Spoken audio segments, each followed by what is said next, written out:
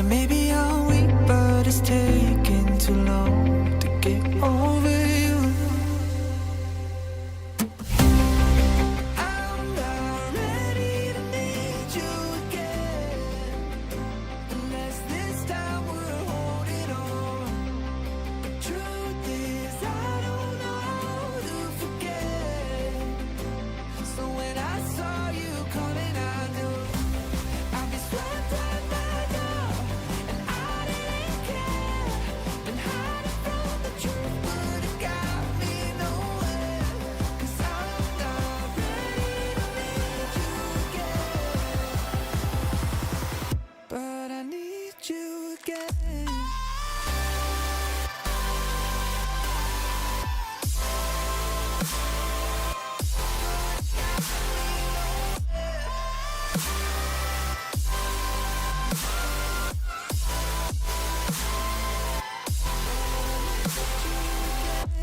I'll be so glad and I didn't care. Been hiding from the truth, but it got me nowhere. 'Cause I'm not ready to need you again.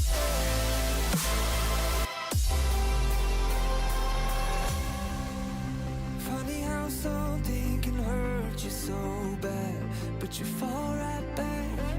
Happens just like that. And I'm not quite convinced that it won't end the same this time. Tell me, can people really get a fresh start? Should I be more careful with my heart? I'm treading carefully. Crazy how something can scar you so deep, but you fall right back. I'm not ready to need you again, unless this time we're holding on. The truth is I don't know how to forget. So when I saw you coming, I knew I'd be swept right back up, and I didn't care. Been hiding from the truth, but it got me nowhere. 'Cause I'm not ready to need you again, but I need you again.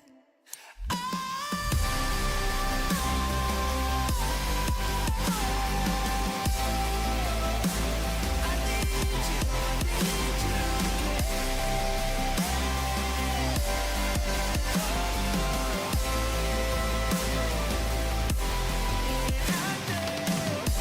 I'll be swept right back up, and I didn't care. Been hiding from the truth, but it got me nowhere. 'Cause I'm not ready to need you again, but I need you again.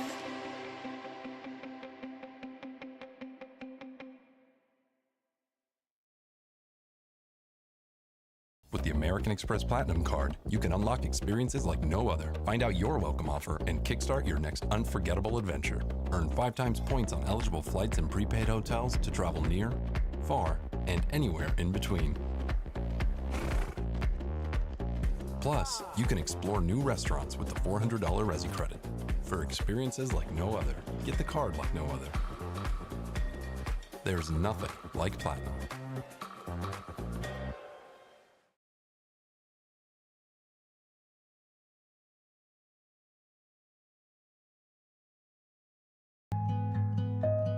I tried several different migraine prescriptions. Some were not specifically for migraines and have other uses. Qulipta is specifically for migraine.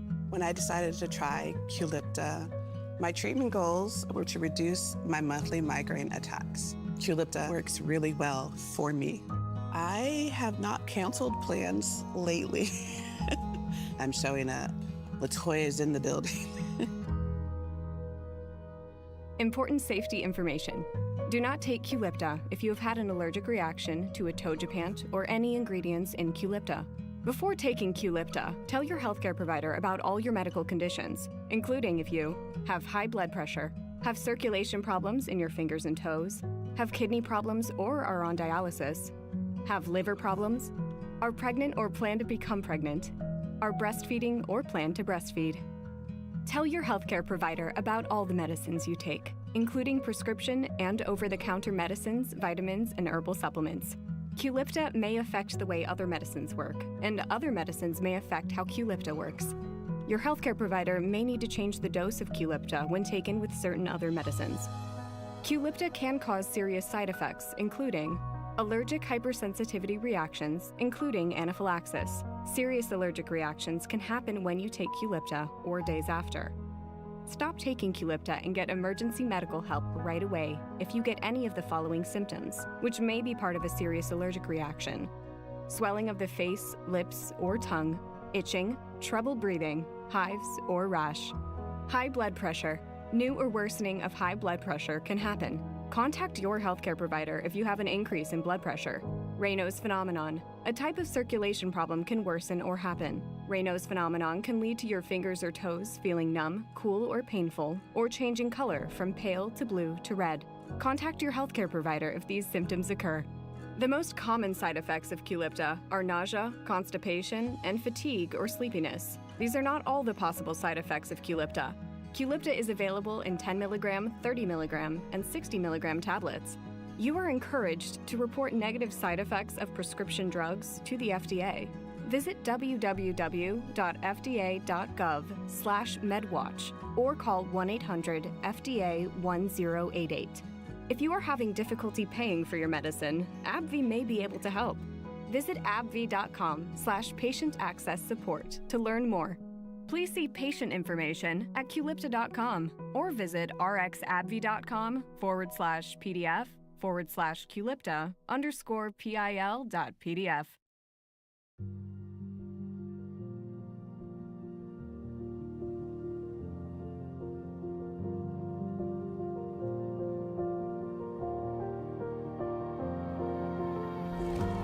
If I drown, would you pull me back to you? If I drown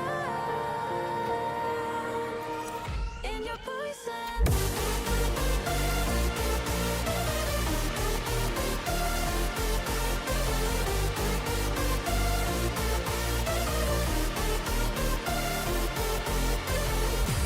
If I drown, would you pull me back to you?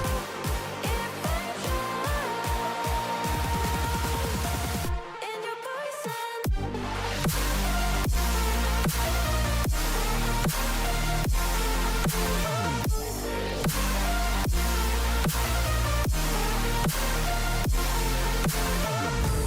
If I drown, would you pull me back to you?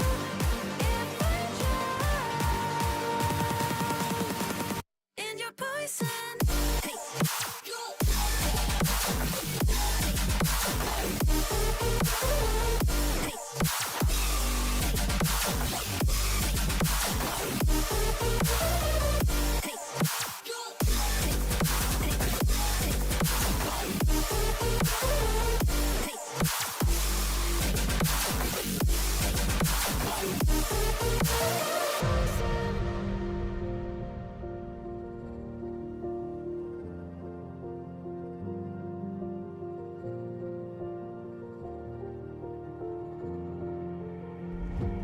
If I drown, would you pull me back to you? If I drown in your poison.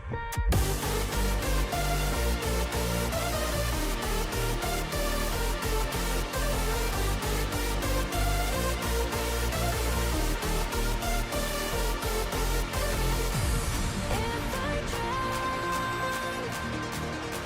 pull me back to you? If I drown in your poison.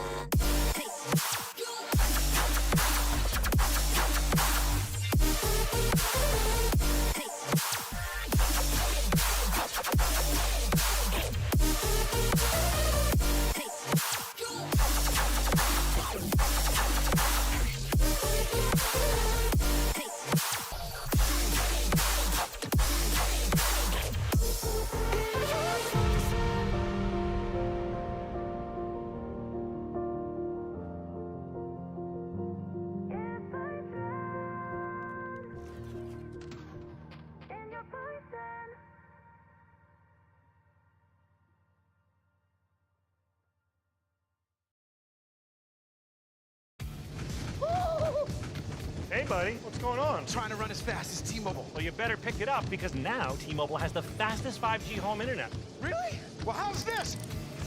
T-Mobile's even faster. It is? Yep. Show me. Watch and learn, my friend. This is how fast T-Mobile...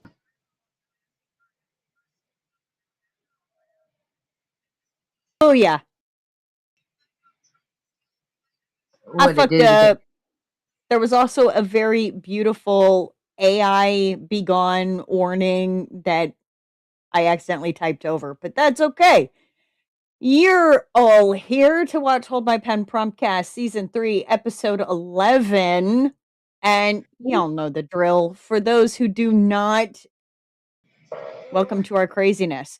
This is a cold reading of prompts that have been submitted by our prompters over the course of the past week.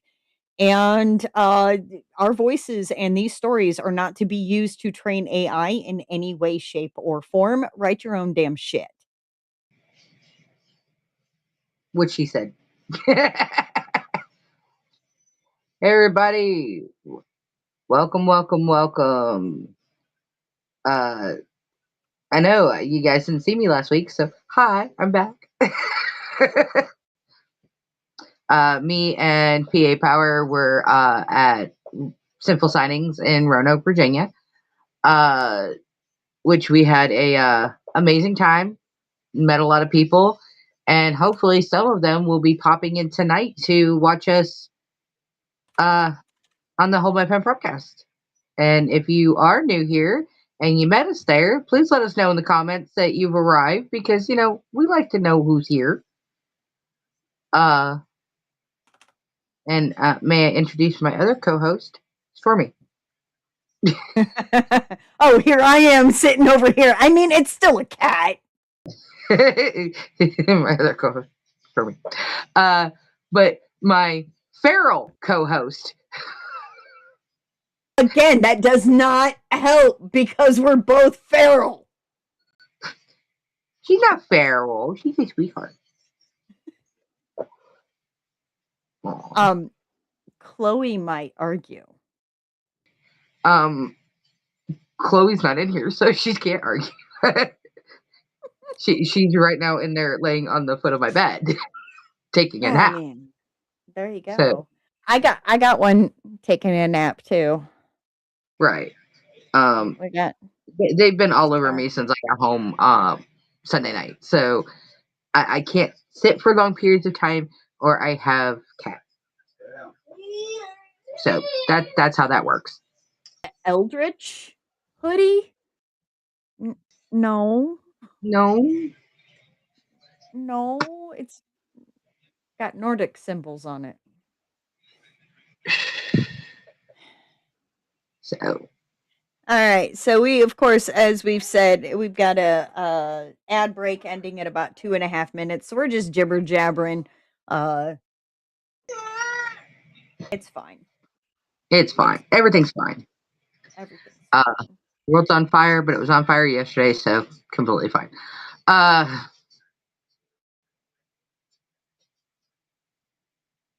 But Yep, there go the ads. yeah, There they're we good. go.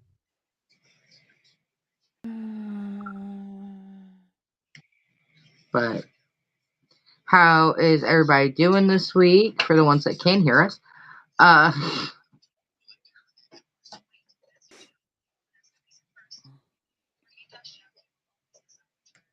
wanted to go collect my extra points. What the hell? did not let you. There we go. I had to click something else. That was weird. PA is doing Oh, good. that's fair. I actually have this in red, and then I have a similar one in white, and then I have another one with white. But it always black. Always black. Black is so freaking slimming, and my back is starting to hurt me, so we're going to lower. We're gonna fall. So Izzy can get into the throne. Yes. Oh God, the back.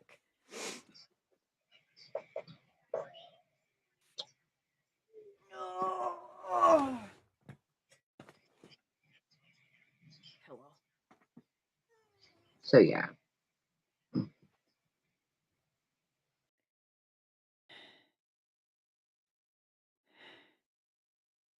I bet. All right, so we've got all of our names in the wheel. Yes, everything's in the wheel. Everything's good to go. We do not have the wheel up this week because it's over on Julie's computer and not on mine. So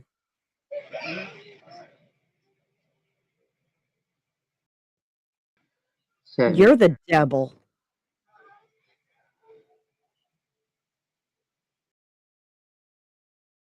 ad break completed. All right. Well, without further ado, because we've already did all the announcements, so we announced that me and Patrick were at Sinful last week. We made it back from Sinful, and One Piece. Everybody's good. We'll talk about that more later. But let's go ahead and get started with the lovely wheel.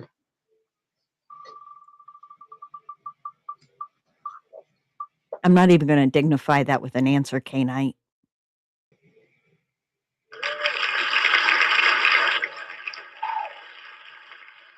C.M. Weller.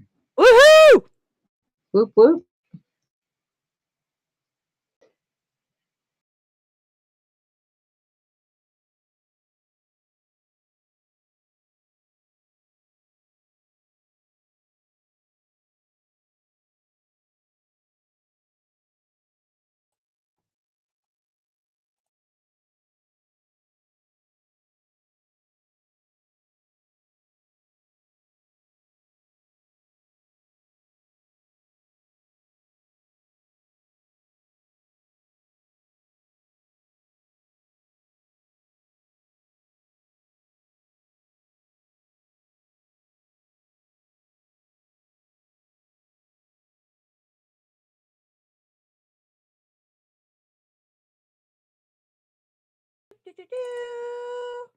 Hey, thanks for the raid, Moth.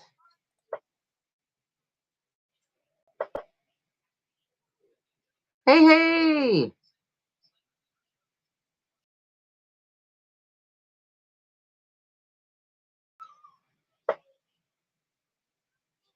So appreciate Moth. We do. We so appreciate them.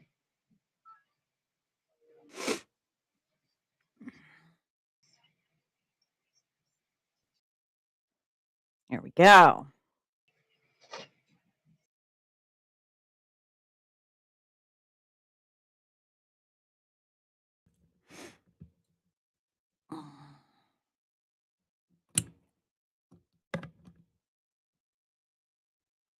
Emotional support, Han.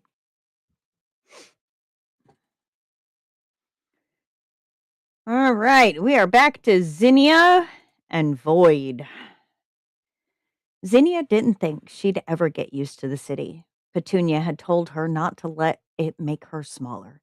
Compared to the enormous buildings and huge crowds, she feared she'd shrink anyway. People in Ambany paid no mind at all to taking up space. They pushed their babies around in little carts. The ladies walked around in wide skirts, and the gentlemen kept their elbows ajar. If it wasn't for Mr. Trant, she might have got swept away by the crowd like a poppet in floodwaters. He took her first to the administration center, a severe building that seemed to frown in disapproval as Mr. Trant helped her up the stark gray stairs. The inner cavern was lined with expensive wood and colder than a tomb. Ropes the color of blood were attached to gilded bollards of brass. They corralled the people in there as they waited for severe men at oak desks to call them forth. There were younger babies than her Yarrow here, closer to newborn, and occasionally wailing at their most recent injustice. Yarrow entertained herself with the echoes, and Void attracted no curiosity from the people in this magnificent sculpted cavern. Zinnia had Yarrow to stop her fretting right up until she was taking a seat by the oak desk. The man on the other side was doughy and pale. and his sharp gray eyes raked her over like someone looking for salvage from some coals. The city guard's grumble echoed inside her head. Countryside hick. She could feel everyone's eyes on her, but dared not look to check. Her heart started to hammer at her ribs, and her mouth began to dry as a direct counterpoint to her armpits, which were beginning to soak. "Name," said the clerk. Zinnia took a deep breath, closed her eyes, and imagined Petunia in front of her instead. "Mrs. Zinnia Balvin." "No middle name?" She shook her head. "No, sir." "Maiden name?" "It's Her tongue stuck. The more she tried, the more it stuck, and the more it stuck, the more she panicked. The light of the chamber began to grow dim, and Yarrow began to whine. "She has a nervous stammer," said Mr. Trant, somewhere outside the tunnel of darkness narrowing in on her. "I have copies of her paperwork, if that can help." "It will, once she verifies them. Ma'am, just breathe for now. When you feel ready, try singing it."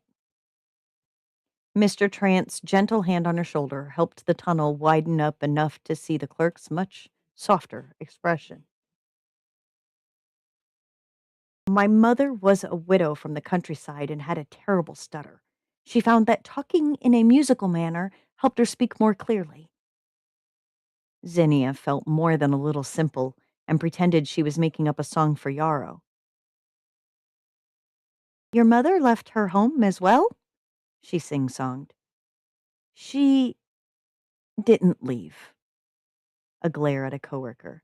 "She was sent away." He cleared his throat. "Your maiden name, please?" "It's Carnal," she warbled. His pen flew, jotting details down in neat little letters on papers that were already covered with important-looking drawings. He finished it all with a flourish for her and for Yarrow, putting each into a shiny leather folio. One was embossed with the words adult female, and the other infant female. "Your daughter will need to update her folio when she turns 15, ma'am. It's wise to keep these somewhere secure in your residence and only take them with you for official needs." He looked up at Void. "That doesn't have paperwork to match what it is. I'll have to talk to my supervisor." Zinnia wished, not for the first time, that she had yarn to knit with, or for that matter, knitting needles of her own. She dandled Yarrow on her knee and watched the clerk talking with other people in expensive clothes. 1, 2, 3 of them talking and pointing to Void. One marched away and returned with a different piece of fancy paper, which the clerk brought back to fill in. "It's a little bit of creative administration," he allowed, "but it will suffice until higher powers concoct something else. This is official custodial license for you to keep and transport an archaeological artifact, Mrs. Balvin." He added it to her leather folio. Mr. Trant helped her rise with her new belongings. "I sent a message to one of my brothers who will be sending help for you," he warned.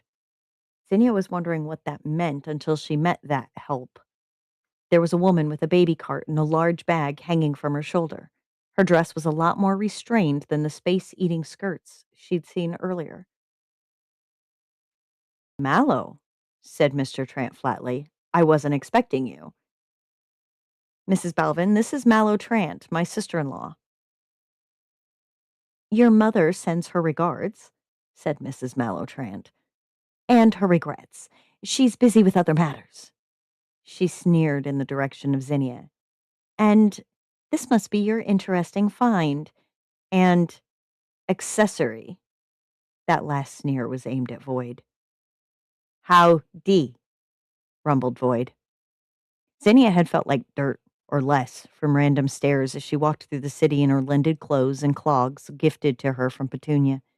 She felt her face heating up under that withering glare. Mr. Trant said in a specifically chill tone, "I'm sure Mother gave you directions to be nice to my new cataloging assistant at the university." An assistant, is it? With a baby? Zinnia forgot to sing-song. She was born a week before Mr. Tarrant came to Cairncliff. Oh, said Mallow, as if everything was explained. A bedraggled stray. I see. Just like your collection of little dogs and abandoned kittens. Compassion is a rare virtue, said Void. You should exercise it. Void, I love you. Mrs. Trant bristled and took a deep breath. I'd be careful if I were you, Mallow, warned Mr. Trant. The last person who crossed Void died in a fire. Zinnia glared at him, her tongue stubbornly still. It wasn't as if Void made it happen. Kind, said Mrs. Trant, as if the word made her taste something sour. Compassion. She took another deep breath and blew it out in a long sigh. I suppose I must be generous to my future sister-in-law. Mr. Trant went bright red. Mallow! I haven't even tried to court Mrs. Belvin. She's still in mourning. I give it 2 years, said Mrs. Trant, or until the little tyke starts calling you Dada. She turned her attention to Zinnia as if Mr. Trant was no longer important. Have no fear, dear. I'll get you all the essentials in smart order, beginning with an infant perambulator and a decent purse. Then we can get you a proper dress, one that at least fits. What in the world happened to you? She had to sing-song, no matter how it felt wrong. There was a fire that burned everything, including my Aaron. Her voice almost failed her on his name. She missed him, and she might be the only one who did. That made it worse. Her eyes stung and the world blurred. So you lost everything, Mrs. Trant gentled. More fool me for making assumptions. Let's get you that perambulator. You'll feel better for not wearing out your arms. Her own little cart contained sleeping twins in perfect little dresses. They were, perhaps, 2 months old. They must have given you trouble, Zinnia sing-songed. My Yarrow was a big baby and almost got stuck. If it wasn't for my tea, I never would have made it here. She followed Mrs. Trant and Mr. Trant, and Void followed her. All the way to another palace, stocked inside from wall to wall with baby things that Zinnia never knew existed before that day. The perambulators had price tags attached to them that made Zinnia want to faint. She was used to paying pennies for things, at most a shilling. The university is prepared to fund your essentials, said Mr. Trant. Equipment, dress, and all other accommodations. Zinnia barely managed to mumble, I'd rather stay practical. She tried to find the cheapest and most efficient perambulator. My Aaron used to say I take too much. Bedraggled strays, whispered Mrs. Trant. Let's concentrate on the economical side of the store. I'm quite familiar with the kind of things you need. By which you mean you avoid them with your nose in the air, muttered Mr. Trant. Kindly keep that nose level for Mrs. Balvin, thank you. Not all of us can marry first sons, chirped Mrs. Trant, or be them. She turned to Zinnia as she led the way to the economical side. He used to be sweet on me back in the day. Alas, the heart wants what the heart wants. You used to be sweet on me until you found out I was the 4th son in my family, said Mr. Trant with a false smile.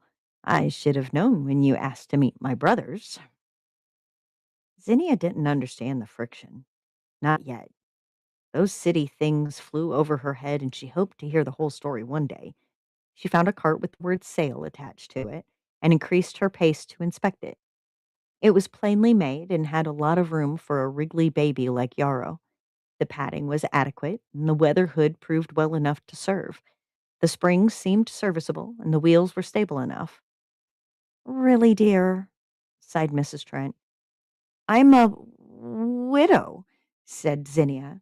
I don't need anything fancy. Not even for your charming little girl, wheedled Mrs. Trant. You do want to give her the best, don't you? Don't want t- to take too much. Not until after I know what the pay is. Mrs. Trant said, You certainly can pick them, Zay. Mr. Trant said, You've lost the right to call me that, Mallow. There had to be a story there, one full of sorrow and bitter hurt. Zinnia was starting to feel the shape of it, but dared not draw any conclusions. She remembered to sing. I don't know where I'm living yet. How do I do for furniture? She hadn't thought of it because she didn't have any. She hadn't wanted to think of it because there was so many other things to occupy her head. Zinnia had vaguely supposed she'd be living in someone else's attic again. We can send it care of the university, said Mr. Trant. Once your address is finalized, the porters will move everything in. Despite Mrs. Trant's advice, Zinnia left that particular store with that one cheap perambulator and a small collection of clothes for Yarrow to grow into. Mr. Trant insisted on buying a cloth poppet that Yarrow insisted on chewing upon. Shopping with Mrs. Trant was an education in expectations. Wide skirts were the fashion, but Zinnia didn't want to stick in doorways or catch them alight on a fire. There was a counterculture of rebellious women who ought to know better, favoring a special variety of pants made to only look like skirts. Zinnia fell in love with them in an instant. They were narrow enough to pass through doors and avoid collisions with everything. Yet they were decent enough to cover everything that shouldn't be seen. And they had pockets, which could be buttoned up to ward off thieves. She could put all of Yarrow's needs in the voluminous. Sorry, this is glass 3. Pardon me. V- Vol- Big purse. And its multitude of pockets, and keep her own necessities in the covert pockets of the pants. Her Aaron would likely have a few sharp words to say about her choices, but he was dead and couldn't hit her anymore. Further to the point, he was rotting under the ground from not listening to her warnings. She had left the door open for him because it was bound to stick if it shut. He'd never fixed it, and he was the only one there to have shut it while she was out. He could not hit her anymore. With that thought in mind, she purchased some of the front buttoning blouses and a coat that matched her new Caledonian culottes. Well, she aimed to have them, and Mr. Trant gave the cashier the details for the university's account. I must admit, Mrs. Balvin, he said on their way back from organizing her a bed for her eventual residence, I'm very pleased you didn't succumb to temptation and surrender to the lure of material wealth. This will reflect well on you to the professor. Ain't never had much, she said. If I followed Mrs. Trant's advice, I'd be no better than anyone, and worse than I thought I was.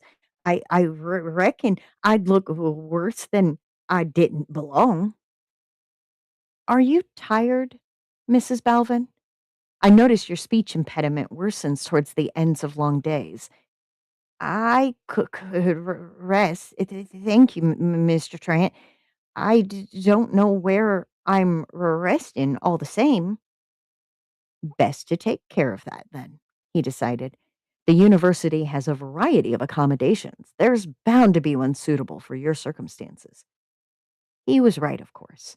All he had to do was get a treasured apartment on the ground floor or near some ramps. It was explained to the man already living there that Zinnia could read the old words. The old master already there had whistled for the porters and cheerfully explained that he didn't mind a few steps if it meant opening the doors to history. Zinnia was stunned to see the porters swarm like ants on the place, first to move the old master out, and then to move Zinnia in. They even scrubbed the place clean for her. It left her slack-jawed and astonished. No man had ever done the like for her since her wedding day, when her Aaron begrudgingly helped 4 other men to build the bed and a dozen to build the house. All ash now. The apartment is yours until your employment at the university ends, said Mr. Trant, and you'll have adequate time to find another residence if that event should occur. You may even have tenure by then. He smiled like he expected it to come true. Zinnia had yet to understand why he thought it inevitable.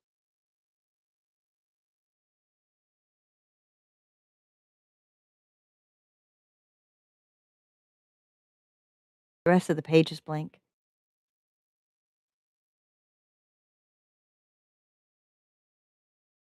Mr. Trant, you be Not just sweet blank on because Zinnia. you're seeing double, or it blank blank.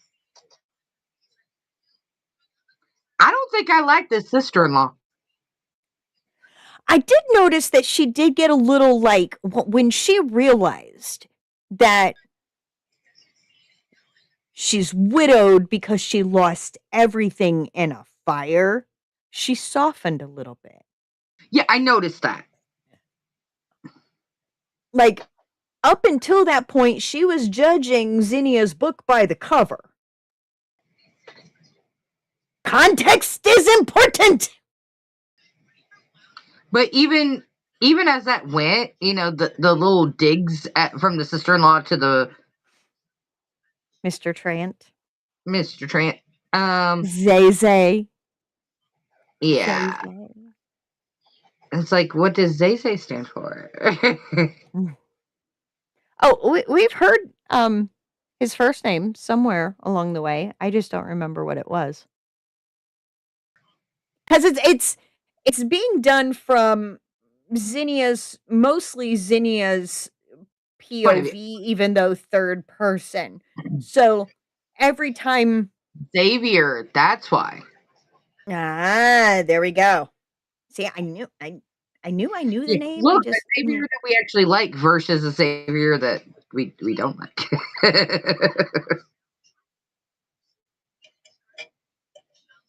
Xavier. Yeah, instead of Xavier, it's Xavier. Yeah. But because it's being written predominantly third person, but very, very close to whoever the character is. Very, very similarly to how I write, where I'm not omniscient, like we're not hearing the thoughts of all the different characters, just the one that we're following and what they see, what they hear, what they think. Right. So Zinnia is constantly thinking of Mr. Trant as Mr. Trant, right? Not his first name, not anything else. Constantly referring to Morrow as Mrs. Trant. But the only time Morrow comes out is when Mr. Trant says her name.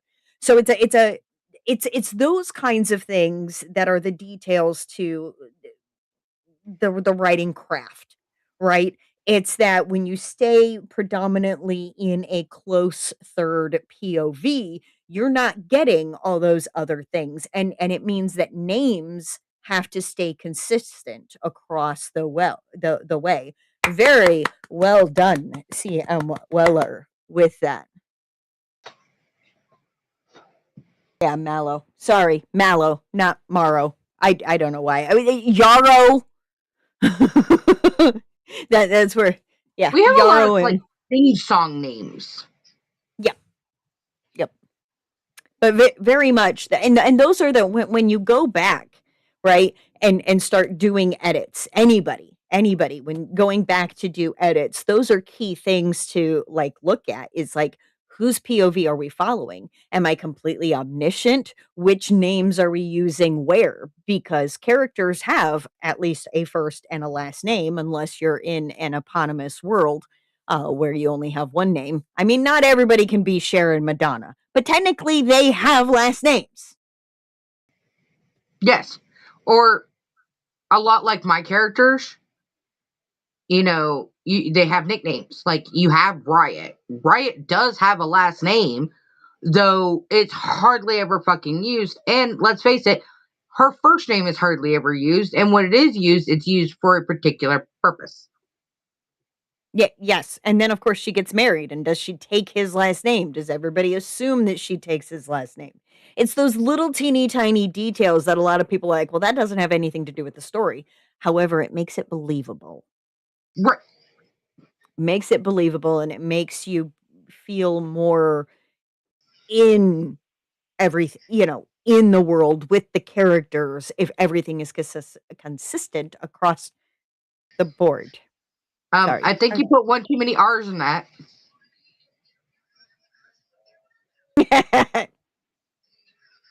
It's fun. It's beautiful. All Beauteous. right. Spin a wheel.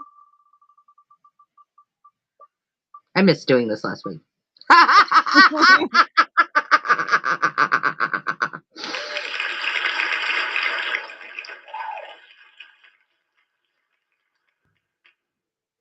All right. Six. Sticks.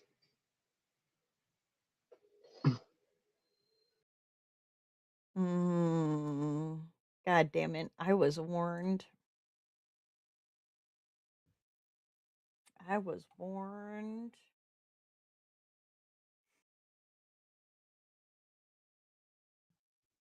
I was warned.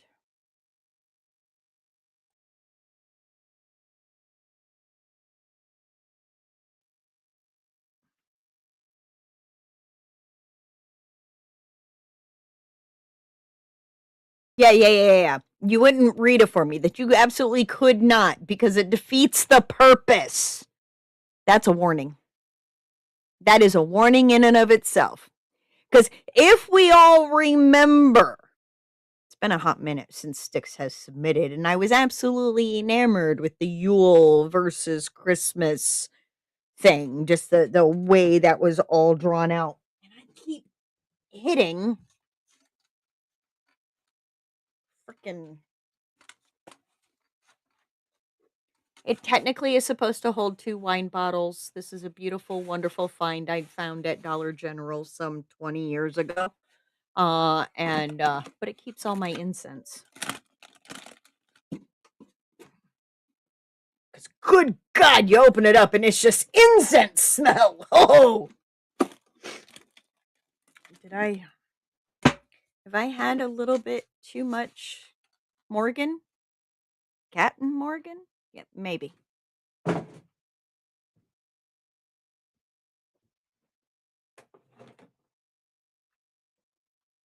good. It's fine.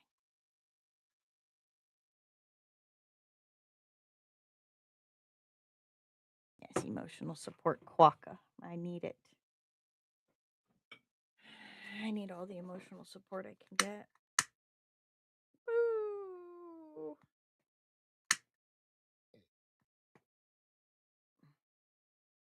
Oh, wow. I have ads over there on the screen, which is really kind of crazy because it wouldn't let me renew my thing earlier. Yeah, it won't let me do it because it says it ends today. But and it's not on screen. It's over mine's right above the dialogue box. No, mine is taking up the whole freaking screen. Oh nope, there it goes. And my ad is over on the side. Hey, there we go. Now it's got me the resubscribe button. Woohoo! Let me see if Use it does Prime. me now.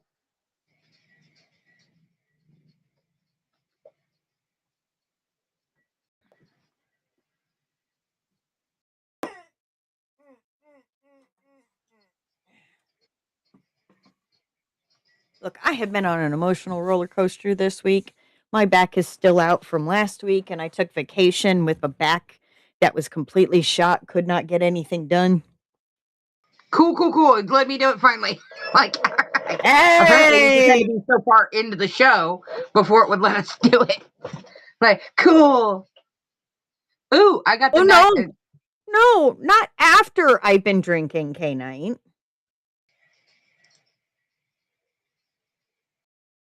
I started at 6 o'clock.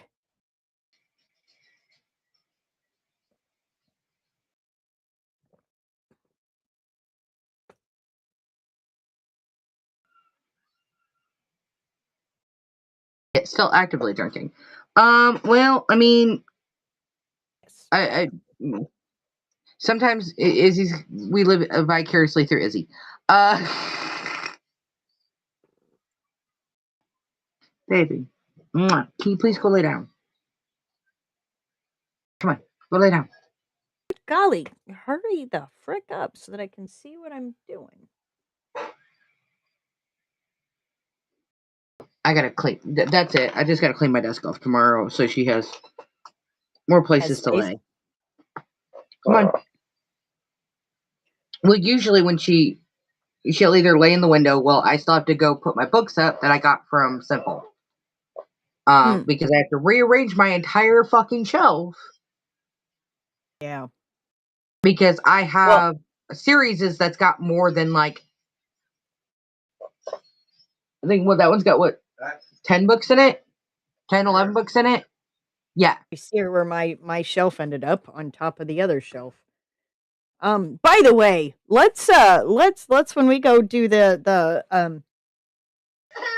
newsletter, we take out the hey, do you want to be in the rebroadcast?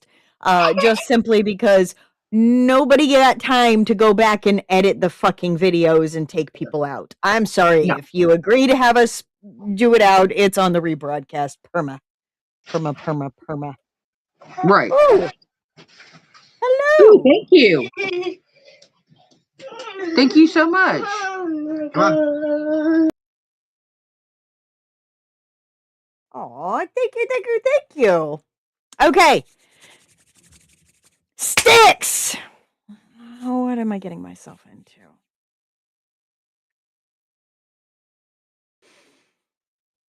I was sitting in the alleyway where I had taken up residence, watching my friend Tom dig through the trash can behind the Chinese restaurant. He paused to look at me and bring up the only topic of conversation he seemed to know anymore. So, tell me again why you walked away. Sounds like you had a pretty plush setup. House, family, the works. I didn't leave. I was sent away. My old lady found someone younger, I replied acerbically. He was already face first into a container of stale orange chicken and too engrossed to even bother continuing the conversation he initiated. I sighed and got up, beginning the short trek to my favorite sidewalk spot for begging. I could smell the herbs and earthy scents long before I got there. A strange little shop in the heart of downtown where people went to buy crystals and incense. I thought the name Zen Zone was a little odd, but all I cared about was the fact that they put out a nice rug in front of their door during their business hours. I took a seat on the rug and started watching the people passing by. Another benefit of this spot, the customers tended to be kinder and more aware than most. Hours blended together as I watched people coming and going, always on the move, most never seeing the world beyond their immediate bubble. Left to my own thoughts, I was just happy I was having a good day so far. Some days, I couldn't even get up due to starvation. Sometimes people would point and laugh, turn up their noses at me, or even try to hit or kick me for fun. Living on the street was about survival, and I had developed some personal rules to make it as long as I could. Look harmless. Observe those around you. Very few people care. Expect the bad, hope for the good. Young kids tend to be nice. Older ones aren't, unless they're alone. Inspect any food you're given. Zen Zone opens at noon. Zen Zone closes at 8. You made it this far. You can make it another day. My internal mantra was interrupted by a familiar voice approaching.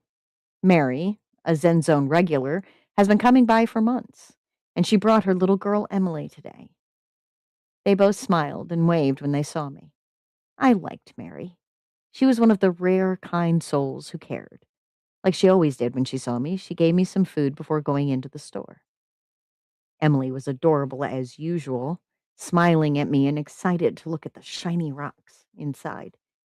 Even though Mary had earned my trust, I still followed my own rules and checked the food before eating. By the time I finished, they were leaving the store to go about their day. Today was different, though. Today, Mary stopped and turned to me. It's supposed to get really cold tonight. Do you want to come back to my place? I was stunned. I looked between her and Emily slowly before replying. Are you sure? I asked. Mary didn't respond. She never did. She just smiled at me, and Emily squealed a little. I got up slowly and followed them, almost in a state of shock. It didn't take long to walk back to the townhouse where they lived. I hesitated at the front door, waiting for something bad to happen. Mary just opened it and urged me to go inside. You can leave any time you want to, but I hope you'll stay. Her words barely registered in my mind as I looked around her home. It had been so long since I'd been inside a real home and slept under a roof. I couldn't believe this was really happening. I wondered if I was actually still lying back in that alleyway, delirious from starvation. But it was real. That was the first day of my new life. I have a new home now, a new family, and a new name. Mary calls me Odysseus. Emily struggles to say it, so she just calls me Mr. Whiskers. I sleep on a pillow at the foot of her bed and protect her from the monster in her closet. I still go with Mary when she visits the Zen Zone, and I see Tom from time to time. He's happy with his leftover Chinese food in his alley. I make sure to show Mary my appreciation. Every day, I curl up in her lap and thank her for seeing me. She still doesn't respond. She never does, but she scritches behind my ears. I purr, and she smiles. That's enough for me.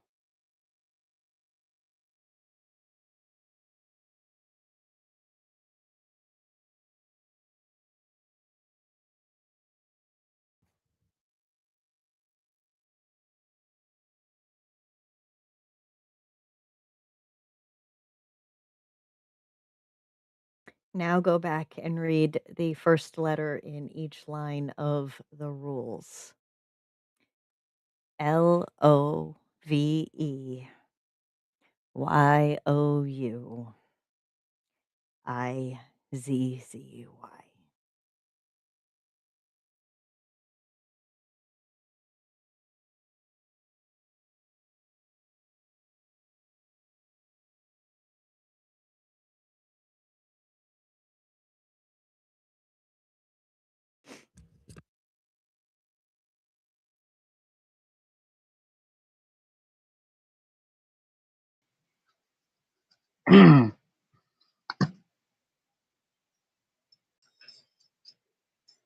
Sticks broke Izzy in the best way.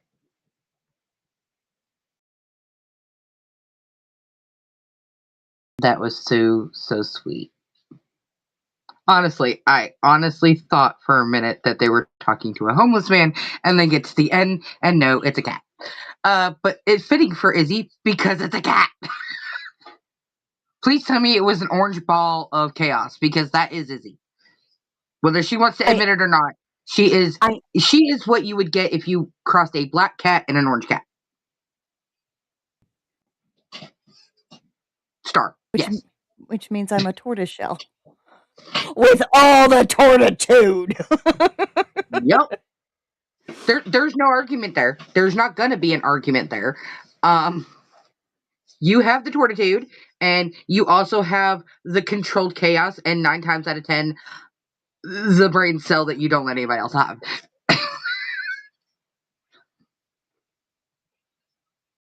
Nah, the instant Tom put his face in a Chinese food container, I knew they were cats. I was not in here for that. I was fixing a TV. You're fine. You're fine. I'm just So saying. on The the rebroadcast, instant get the Tom put the head in the Chinese cake. I was like, this is cats. This is cats. Love it. This is cats. I am not an orange cat. I am not an orange cat. I bogart the brain cell. If I'm the orange cat, I bogart the brain cell and don't let anybody else have it. Which should mean that you would gather more orange cats to do the crazy thing while you sat back and went, well, it sounded like a good idea. No. We have one orange cat. That's it. Look, Titan does not have the brain cell. I'm guaranteeing Titan does not have the brain cell. No, he hangs on to the brain cell and he uses it maliciously.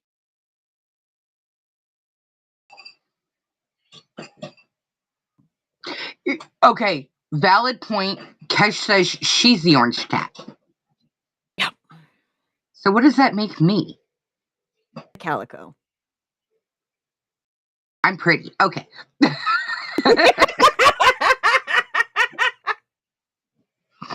I'm pretty. I have fucking attitude, and leave me in the dark, and you won't find me. Unless I open my eyes, because if it's anything like my Calico, the only way you could tell where the hell she was at is when she opened her eyes. Because the face was all black. Yeah. And she hid everything else. Yep. Mm-hmm.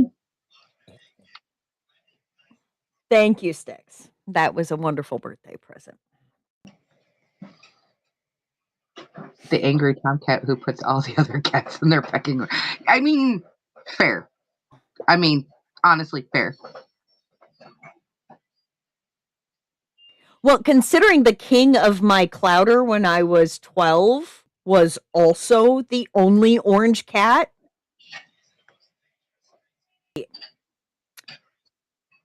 With an audacious fucking name. Please remember, I was like 7 or 8, 9 when I named him Paws, and as I understood the world around me more, he gained middle names. So his name was Paws, Mufasa, Goldeneye. Because why wouldn't you give a cat a very audacious?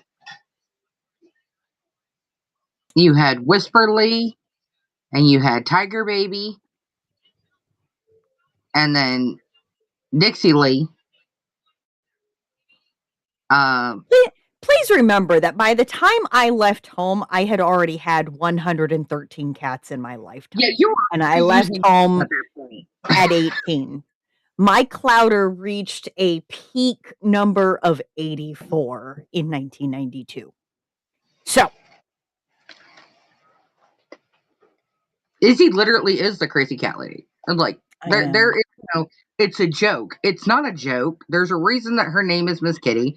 There's a reason that we call her the crazy cat lady. And she has a horde of feline terrors. Along with Buck. You can't get more crazy persons than a horde of cats and bucks. And then, of course, you know. Yes, Medusa. Making men hard since 700 BC. All right. Who's up next? next on the chopping block? Ooh. Galler. This is a new one for us. One of our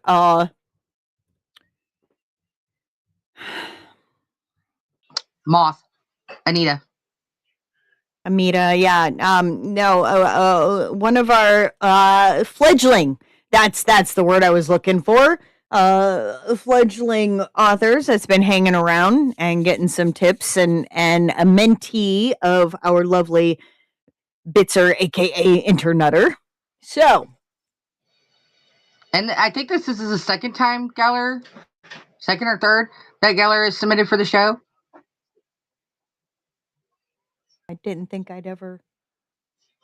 I think they submitted one time past, or either one time during January, or they submitted during February. Oh. Yes, Death's Head is also the other mentor. Yeah, I forgot. Yeah. It takes two. It takes two with this one. It's definitely a team effort, and we're all here for that reason. You're having a problem with a plot line? As long as it doesn't have to deal with the show, come to all of us. If it has to deal with the show, everybody but Izzy.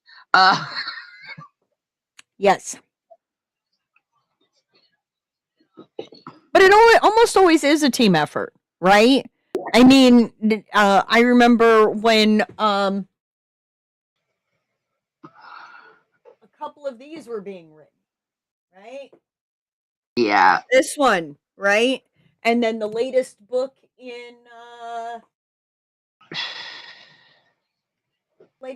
this series, right? When these were being written, like there was advice flying from multiple people in the author's pub, going, "Ooh, this is a little rough," or this or this.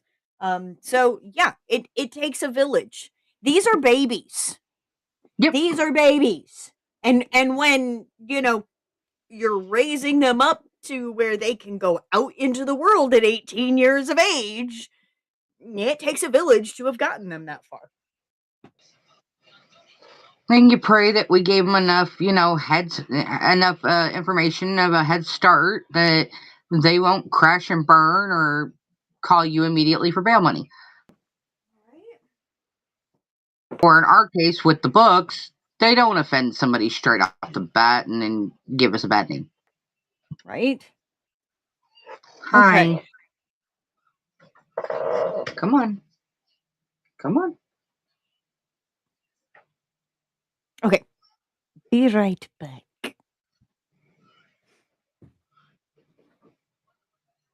No, I didn't want to do that.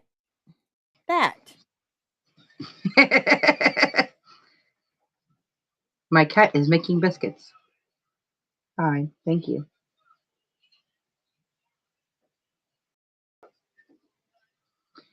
Yeah. That's the fun part of going away for a couple of days and then coming home. My cats are like, "Where have you been? Why were you not in your chair? Why was I not sitting at my desk or folding laundry?" And now they're acting like mommy's going to leave and mommy's not going anywhere. I just don't want to burn your tail. Come on. Get up here and lay down. Thank you. No, she's not spoiled at all.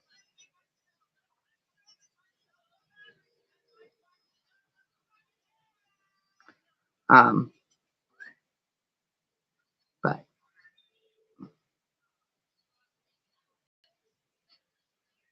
yeah, exactly. And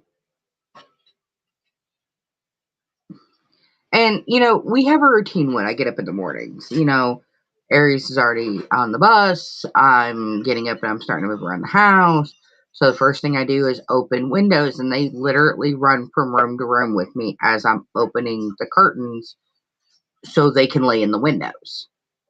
And apparently, a lot was not going on while I was away. But it's fine.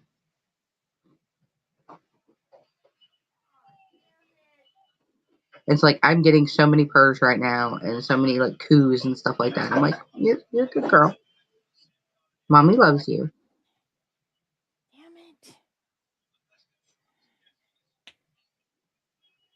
I might have filled the glass a little too full and might have spilled a little bit. Though I did find something very funny earlier, and I'd like to share it.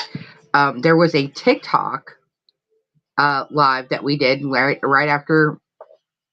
I think it was in October, right after we had gotten a name, and it was one of the very first shows, and it was also right before we did the Harvest the Words in November, and Izzy's sitting there, and in the background you have Will, and Purra was acting a fool. So Will had her by the nape of her neck in his mouth and dropped her in a basket to make her like stay. And it was the funniest damn thing. And I managed to come up with that or come across that today. And it was freaking hilarious. Yeah. I have feral children. It's fine.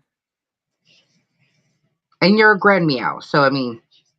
Yes, Spitzer. Please be aware that this is mostly Dr. Pepper. Okay. Okay, this is the bottom of the glass, right? Let's get where it's white. And only like this much is ever me? Feral? Hmm. Thanks for noticing. I was about to say, don't deny it. Your house has not got fire insurance, as far as I know, and lightning Hey, strike. Geller, the day to day of a demonic houseworker. Oh, maybe he did. Okay. The sky of limbo is just like in the mortal world, save for the ever present mists that were the resting dead, waiting to go to heaven or to be sent to the right intermediate realm. It gave the place an odd atmosphere. After all, how would you or any other person feel like walking through a cloud formed from a sleeping soul? For Andy, and any of the demons that lived here or dead who ended here, it was just another Thursday. The rays of the daylight on this grayish colored realm of death hit his green button down shirt while Andy grabbed his phone from his cream jeans to distract himself, waiting at the coastline of the living world. I'm sorry, just time out. The phrase cream jeans needs to never occur again.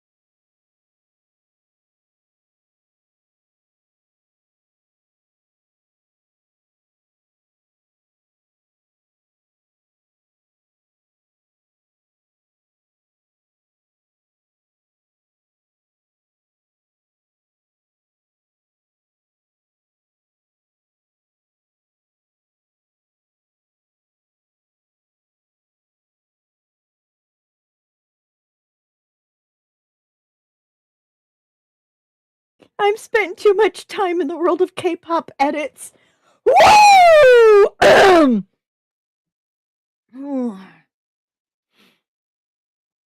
Andy wasn't currently at work. He was expecting someone. He gazed at the bland sky of the intermediate realm between heaven and hell, or, as some demons jokingly referred to the realm, the plane of mandated therapy. I wonder why some people call it hell. It sounds stupid, Andy thought.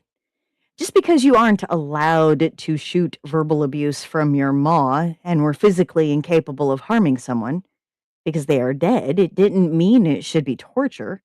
Some people take metaphors too seriously. Andy! Yelled a familiar voice. The call made his brown feathers tremble, his head turning as owls do. He saw Juan, one of his friends, at a distance. The man who floated in the air, his body an amorphous apparition. He was one of the many souls in limbo.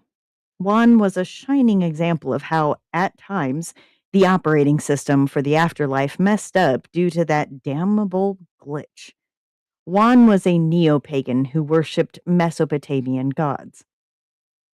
Instead of arriving in Inanna's death realm, he had ended up in Christian limbo. He was yet to be processed to get him to his proper realm, which was a mess and a half, in Andy's opinion. Just in time for your package, man, Juan said as he gave Andy a box, a collection of jigsaw puzzles and an instruction manual for ornamental gardening. The dead needed to wait in limbo for their test to get into heaven, or in the case of Juan, to be processed by a psychopomp or a god of death, which could take a long time. So, with nothing better to do, the dead either slept, did self-imposed work, or engaged in their hobbies, mostly to remain occupied and feel mentally stable. Remaining idle for so long could also lead to stressful spirals, and no one wanted that. Thanks, Andy said. He squinted at Juan as he took the box. Andy checked it, put it close to his ears, and rattled it, and returned his eyes towards Juan. I apologize if anything is missing, Juan said as he put his hand on the nape of his neck. Uh-huh, Andy replied and opened the box. Everything he asked was inside. Well, you learned from your mistake last time I asked for your services. Juan chuckled with a lopsided grin. I meant I was in a haste at the... Juan, there is no need for excuses. You did not annoy me this time, Andy interjected as he raised his taloned hands. Just learn from your mistakes and don't say more. Yeah, Juan said. Andy was about to depart when an idea struck Juan, making him ask, I always wondered, how does it feel to be a fallen? Andy stopped, mulling over Juan's question. He turned his head backwards like owls normally do, addressing him. I am of the second generation, not an old relic from the first, but as far as I can tell, the owl demon shrugged, which looked particularly bizarre with his head backwards. Just like if you were a decent sort of jerk, something like that. Then again, I am not as rude as other devils here. Given the theology books I read, as well as history and mythology, I thought you were exiled from heaven, Juan asked. I meant your people left first. Some of your past leaders being a bunch of assholes didn't help, Juan spat out. To be honest, you and your people did leave after being tempted. Well, some of us didn't leave on purpose, Andy said, remembering a piece of one memory from a history book he read in a library once. Some of us were sent by God. Why? Juan asked, bewildered. I thought God wouldn't like to deal with demons. You would think so, wouldn't you? Andy replied, and an acidic humor came forth in his tone. We were still useful to test the faith of people. Funnily enough, there was also the whole fiasco with Satan being the prosecutor. Then Andy thought about that guy with a harem. Then there is the Ars Goetia, binding and summoning fallen with God's approval. Funny how things go at times. Andy chuckled at the irony of it all. We are exiled from heaven, but it seems that even back in the day, the big guy upstairs still had some use for us. Hey, at least you people can still redeem yourself now to go back and also be in heaven after death, Juan optimistically pointed out. It's still bizarre to see a demon worshipping God or gods here, though. Yeah, some of us are still pious enough to do that. To be frank, it's way better than the past, Andy replied. The world has become stranger as it changed over the course of history. It was a nice conversation, Juan said, smiling. Hey, do you think we should meet someday to play a card game? Like what? Those children's card games? Andy asked. They don't seem to be my cup of tea. What a shame, Juan said with a shrug. Well, I tried. Maybe we can play something like Risk. Ha! Probably, Andy finished. Juan floated away while waving his hand, and Andy waved in return, his head returned to its place. He made a satisfied smile and looked back at the box. He didn't expect today to be a day in which he would talk about history with one of his friends. But it wasn't exactly an unwelcome outcome. He chuckled and shook his head. He walked away from the horizon toward his apartment in this dull-colored place called Limbo.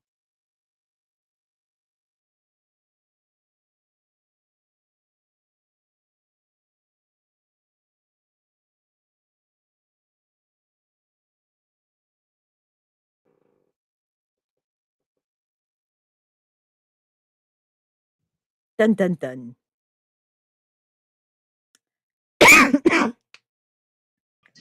Okay, Look, I can't be the only one left with no questions and answers. no, I'm a little confused, but this was labeled as chapter 2, so it is entirely possible that there was more We don't. expounding on the world in chapter 1. Um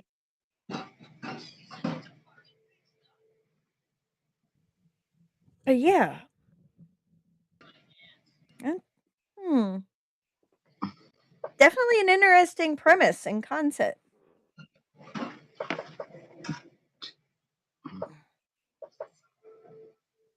Yeah. And I very have a question on why does it take so long for processing?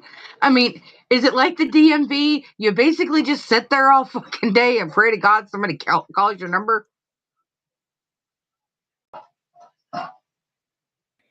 see that okay, that makes sense. That was from the week where I was feeling poorly and didn't read any of them out. But I was here, but I wasn't here.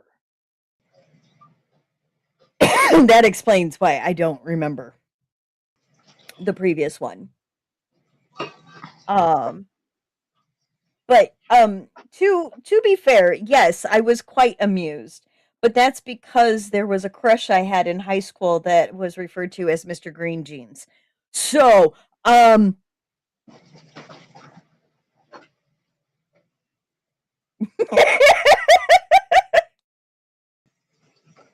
the nicknames that I have had to give to people so that I never did not have to say their name. And I mean, there was Farm Boy, Mr. Green Jeans. We won't talk about the last one that I still refer to at the something about hours. Right. Um, we won't go there. So I tend to give people nicknames, and then all I heard was read on the screen was cream jeans, and the nicknames combined with spending too much time on threads with K-pop edits. Look, us middle-aged women are feral, and I own that. I own that. Um, Patrick! Oh my Jesus Christ.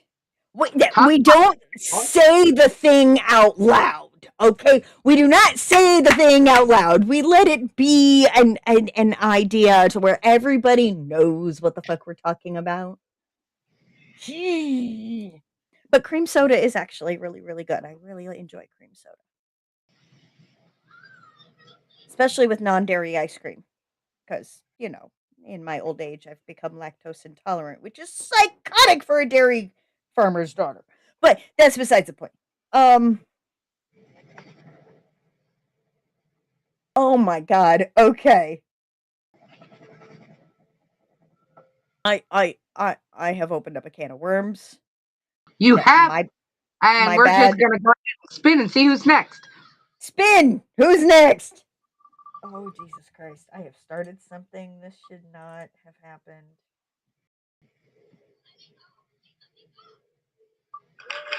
Trisha.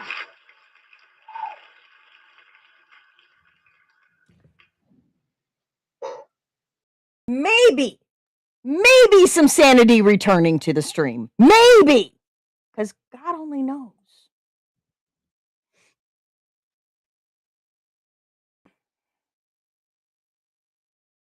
God only knows.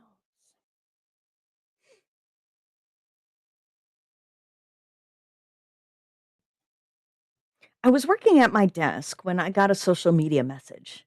I didn't look at it right away, thinking it was a random, goofy message from a friend of mine. At lunch, I decided to look at the message. It was from a name that looked familiar, but couldn't remember from where. The message said, Dear Allura, I know that you may not remember me, but I remember you. I am your little sister. I remember you lived with us for a while and you left. I asked mom about why you left and she said you hated us. I never believed that and I have been looking for you. I hope you respond to this message, but I will understand if you don't. Tina. I reread that message a few times. I thought of the night I was sent away, the way my mom was so cold. I apparently did something that she felt embarrassed her. W- What? I have no clue. It wasn't the first time she claimed I embarrassed her.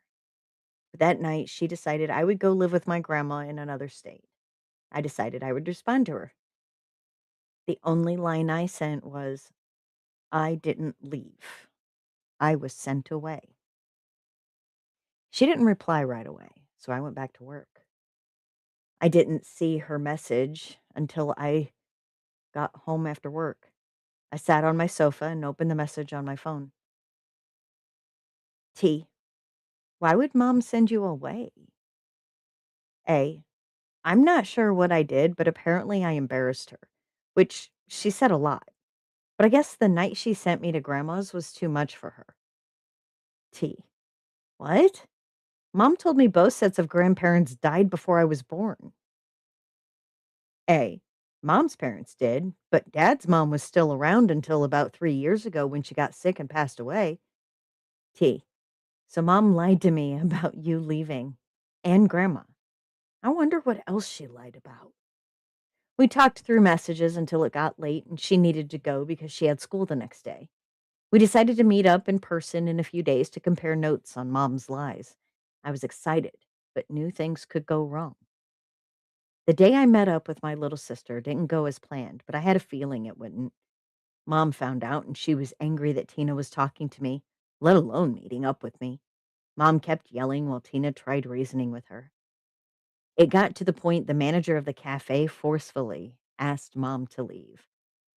The last thing she said to me was, "You are still embarrassing me." Tina looked at me apologetically as she left with mom. It was the only way to get her to leave without the police involved. Paid the bill and left a huge tip because of mom's scene. Then I left. I sat on my sofa staring at my phone, willing it to go off with a message from Tina. But it didn't. It just sat on the coffee table silent.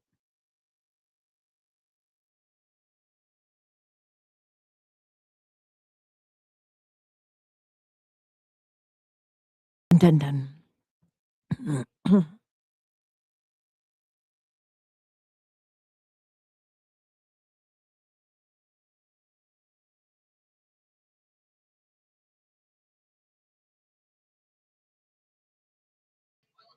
Yeah, we always hope that we can regain some sort of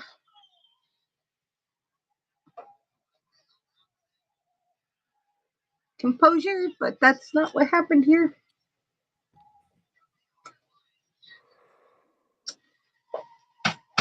Uh,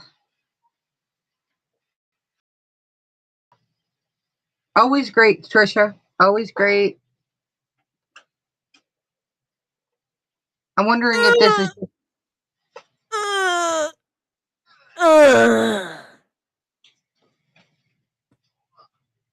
you good. Oh, my mate just having a minor heart attack from getting hit in the feels. Yeah. It happens. Mm-hmm.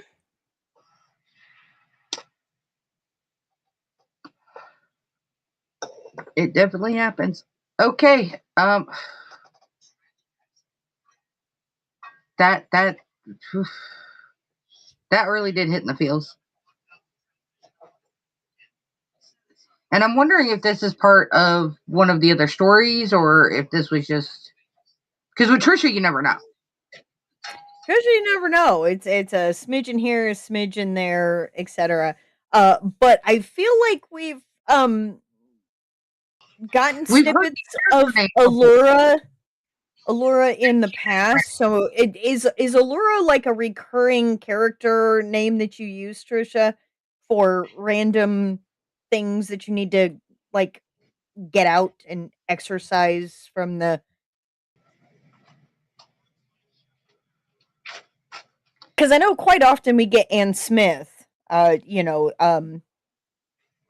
what book 4, we did have some scenes from Ann Smith book 4 show up on the Promptcast. But sometimes, And Trisha's a perfect example of when the prompt does not fit with your current work in progress, but it sparks something, and you just got to get it out. You got to exercise the demon, so to speak, and before you go back to your regularly scheduled programming. You know. So yeah.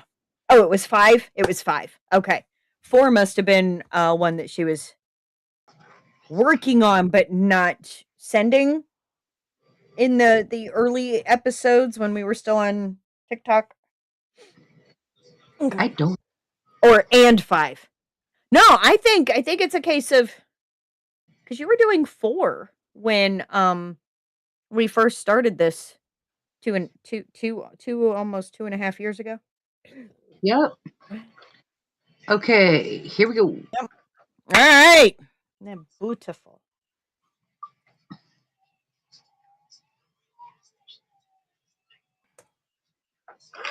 SB Starbucks.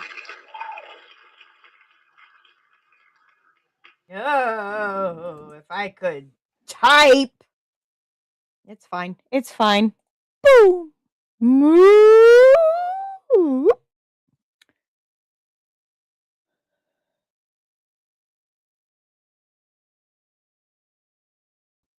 Okay. So our lovely Stavros did say that she would be lurking tonight. And technically not prompt related, which if you guys will all remember, last one was I didn't leave, I was sent away as dialogue. And it's been used a couple of different ways and as part of a larger section of dialogue or, text from one person to another or, I love the versatility of the prompts that you guys choose. But just a bit of feedback requested. So if we do now have a peer review, or what is that listed as?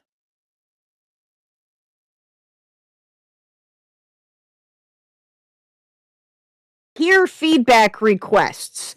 So occasionally people will be like, I just wrote this line. What is this giving off? Or posting something to say, hey, what do you guys think about this? And so if you ever see anything in there, I know Death's Head has something in there that is written in the style of our lovely spider cult, spider goddess cult that I will get to.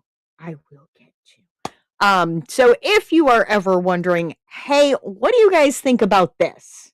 Right. And get that feedback in real time. Please be aware, not everybody has spoons every single day. And there may be a delay if people aren't able to get to it. But yeah, we definitely, I mean, I have books. I read books. I haven't been reading as much now that I've been writing, but I give feedback in a constructive manner that is not judgmental. And I do tend to focus on the good. And even the 1-star review that I left for a book that was objectively horrible, I still found things that I liked about it and talked about those things in my review. So, hopefully everybody else can be just as kind.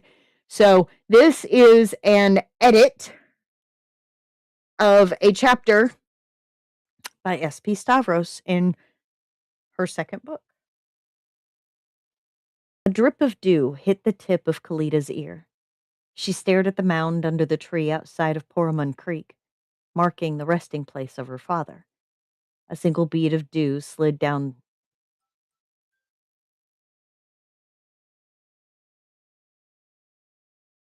S.P. Stavros. Look at your first paragraph.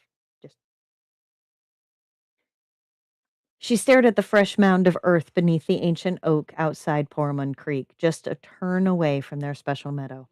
The burial flag for the Rhodes family snapped in the wind. It marked the final resting place of Sir Raynor Rhodes. Another day of Kalita feeling nothing but emptiness inside her.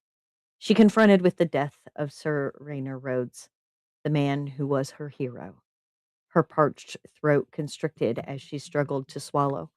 Her eyes burned with salt of dried tears as she refused to let it fall. The priest traces the runes into the dirt over her father's body while the masses watched in a heavy, practiced silence. The earthy smell of the damp soil rose to meet her, a sharp and grounding scent that anchored Kalita to the reality of her loss. Yet, cutting through the natural warmth of the meadow was a biting, palace chill that seemed to follow the mourning nobles like a frigid shroud, marking their presence as something foreign to the earth of Paramount Creek. These were men and women who had most likely known her father and his duties as a knight, but to her, they were no more than strangers. Only a few familiar faces, such as Sir Vaughn and Heloise, stood out among the sea of strained smiles and judgmental gazes. The hushed murmurs of the participants resumed just as the crowd dispersed. Dry leaves crunched under her boots, a brittle sound that echoed the palace chill following the morning party as she clung to the silent, steady strength of Dominic. It had taken every ounce of her remaining willpower to stand, to offer a final parting to the man who had been her hero. Her mind was a fractured loop of the night spent wailing in the dark, haunted by the memory of Raynor's cold skin in the palace archives, the runes on his death robes glowing in her mind's eye. Cressida's voice branding her a monster, nipped at the edges of her thoughts, carving an oozing hole of pain that no amount of stoicism could seal. If she could have summoned the theatrical grief the attendees expected, she might have put her internal programming held fast. She might have, but her internal programming held fast. Emotions are weakness, and she was currently hollow. She dug her fingers into Dominic's arm, anchoring herself against the vibrating heat radiating from his chest as she fought to still her wobbling lip. The time had come for her to stand beside the mound and speak the words required of a devoted daughter. Her mother had already performed her show of grief before the casket was lowered, but now Kalita had to convince the scrutinizing masses and herself that she was truly ready to let go. A blur of blonde hair, Cressida's delicate, deceptive frame, caught her eye as Kalita and Dominic approached the priest. "It'll only be a moment, then we can go," Dominic whispered, his breath warm against the chill. Her parched throat constricted as she nodded, reaching out to take the burial beads from the priest. She clung to them as if they were the only thing keeping her from the dark abyss, then turned to face the judgment of the people. "May we be prosperous as the deceased. Here lies the line of Sir Raynor Rhodes." Cleta's voice broke as a sharp hiccup escaped her tight throat. A sharp, stabbing pain radiated through her chest until she was left breathless. The trauma of her past and her mother's years of conditioning kept her eyes dry, even as her heart fractured. "The line of Sir Raynor Rhodes, a man of honor, dignity, and compassion. He will be missed." After a heavy pause, Kalina knelt and placed the burial beads over the runes freshly traced in the cold, damp soil. The contact triggered a low hum of natural magic that caused a light green hue to flash across the earth before settling into the dirt. She stood frozen, staring at the glow until Dominic gently grasped her hand and guided her away from the burial site. The cold, measured words falling from her lips conflicted with the terrified little girl inside her, who was still screaming for her papa. She felt the weight of the crowd's startled gazes. She guessed that the nobles expected a theatrical display of mourning, not the hollow silence she offered. "Not even a tear from his cruel daughter.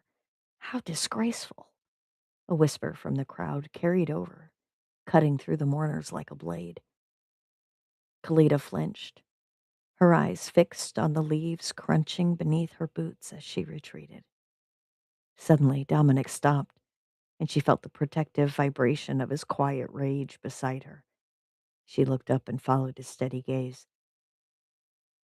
Then she saw her. Cressida stood waiting, a figure of blonde fragility and hidden malice. The woman glared at her as if Kalita were the vilest piece of rubbish in her path, her eyes cold as the asylums she once threatened to send her daughter to. Cressida marched forward and struck her daughter across the face with a resounding slap that echoed through the silence of the meadow. How dare you show your face here? I thought when I gave you the door that would be a clear sign. You aren't a Rhodes anymore.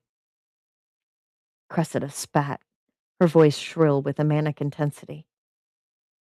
He's my father. I only came to say goodbye. Kalita mumbled, her posture slouching as she returned to the submissive habits her mother had ingrained in her since she was young. Cressida scoffed, letting out a guffaw that quickly spiraled into a fit of sarcastic, hollow laughter. He's no father to a disowned daughter. Cressida shrieked, her arms spreading wide as she twirled for the benefit of the watching nobles. Let's tell everyone what an evil, conniving brat you truly are. Cressida ran up toward a nearby crowd of nobles, getting directly into their faces with a frantic momentum. You know who that is, right? Her voice echoed through the forest, cutting through the chilled air like a splinter of bone. A maniacal smile dawned her face as she gestured widely toward her daughter. She's a killer. That's what she is. If anyone needs to be locked up, it should be her. Cressida backed away, swinging around while hugging her own arms as if to keep herself from shattering. She twirled back to Kalita and ripped at her flaming red hair, forcing a sharp inhale from the girl. Oh, you don't like that? Cressida crooned. Her mother's shaky, withered hand caressed Kalita's cheek, a terrifyingly tender contrast to the malice in her eyes, before her gaze flashed with a sudden jarring clarity, as if she had only just realized what she was doing. Kalita exhaled as Cressida collected herself and wrapped her shawl around her slim shoulders. She looked out into the stunned crowd once more, marched into the forest, leaving Kalita frozen as the disowned daughter of a line that no longer wanted her. A dull ringing echoed in Kalita's ears until the crowd flooded in, their murmurs loud as they gaped at the show. Sir Vaughn walked up to her, his daughter Heloise on his arm. May you know peace after this, Kalita. He said, his eyes shining with unspoken emotions. Kalita suppressed a hiccup as tears finally began to well in stinging eyes. The faction knight looked around cautiously before pressing a parchment into her hand. He whispered for her to look at it only when she was alone. Thank you, Sir Vaughn. Eloise frowned and stepped forward. Kalita tensed as the girl, who had never been friendly before, grasped her arms. Don't listen to your mother. You have every right to be here, Heloise said. Kalita's head whipped up in astonishment, but her attention was immediately pulled to Dominic. She had wrapped her arm around him, and it was only then she realized he was practically vibrating. She gazed up and blinked. Her betrothed stared at the spot where her mother had disappeared. He had grown at least an inch in height and was breathing out wafts of steam that rose from his skin in the frigid air. Luckily, it was cold enough to be mistaken for the chill in the air. They had to go. Now. Kalita? Heloise's voice sliced through the fog of her alarm, pulling her focus away from the steam rising from Dominic's collar. She had been speaking to the Vaughns, though her mind was still trapped in the visceral image of her father's cold skin. Sir Vaughn took one sharp look at the couple, noticing the natural magic vibrating through Dominic, and nodded a clipped goodbye. He dragged his protesting daughter away before the prying eyes of the nobility could witness Dominic's transformation. Kalita closed her eyes, letting a final prayer for her father's soul to may Isa drift into the biting chill, then guided the staggering Dominic down the dirt path toward their carriage. Goodbye, Papa. Dominic staggered as his emotional control frayed. The protective rage and the weight of Kalita's grief acted as a volatile catalyst, forcing the shadow of Aether to writhe against his skin. He panted heavily, his body temperature spiking until goosebumps rose on his skin where it clashed with the frigid morning air. Kalita had to practically shove his heavy, vibrating frame into the carriage. Once inside, he collapsed onto the floorboards, splayed in exhaustion. She reached down to help, but he merely gestured for her to sit, his breath hitched in ragged pants at her feet. With a shaky exhale, Kalita seated herself as the carriage wheels crunched against gravel and leaves. Her hands trembled as she unfurled the secret parchment Servan had pressed into her palm. Dear little Kalita, please read this when you are sure you are only with those you trust. I did some digging, and unfortunately, I have bad news. The healers found concerning evidence on your father's body. He was poisoned. It wasn't just any poison, though. It has only ever been seen when infamous public figures mysteriously die. It is a signature of the Soldiers of the Cobra, a group of assassins long deemed a myth. I don't think that's the case now. They used dark magic on your father. I know this is hard to hear, but you were better off knowing. Servan. Dun, dun, dun.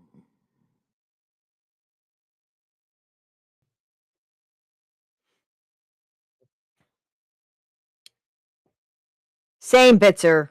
Poisoned by Cressida. You got a lot going on there, Stavros. And in some areas, it's almost like there's too much happening. Now, obviously, this is book 2, if anybody's curious. There's book 1. So obviously, a lot of context is going to be in here. And this is, let's see, the book 2, chapter 1, scene 1.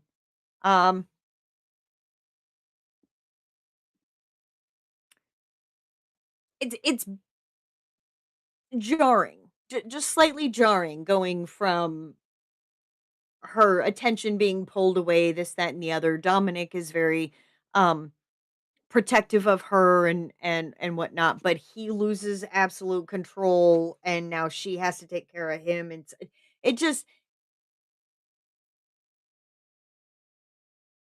it's a good edit, but the flow could be a little bit more.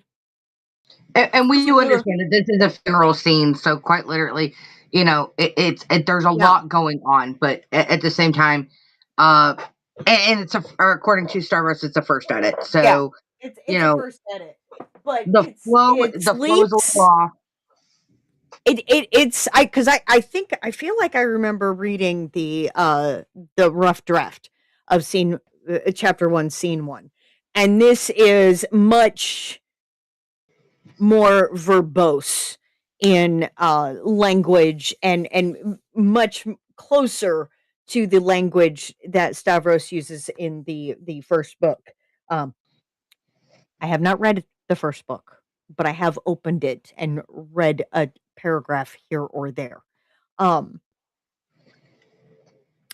absolutely, and that's one of the things. Absolutely. Um, if at ever any point the prompt just does not resonate with you, but you're currently working on something, please still keep it within the 2,500. But if you're like, hey, didn't do the prompt, but this is what I worked on this week. Here's 2,500 words of what I was working on this week. And you want any feedback, feel free to submit that. Yes, Seriously. I mean, a lot of people use this as an accountability. Yep. Like, hey, this is showing, hey, I am making progress. Hey, I am doing the thing. And if that's what it ends up being, then that's what it ends up being. Again, as Izzy said, keep it within the 2,500 words to make it fair for everybody. And, so Izzy doesn't have a coronary. Uh, because Must we save the have lungs. been known to get wordy.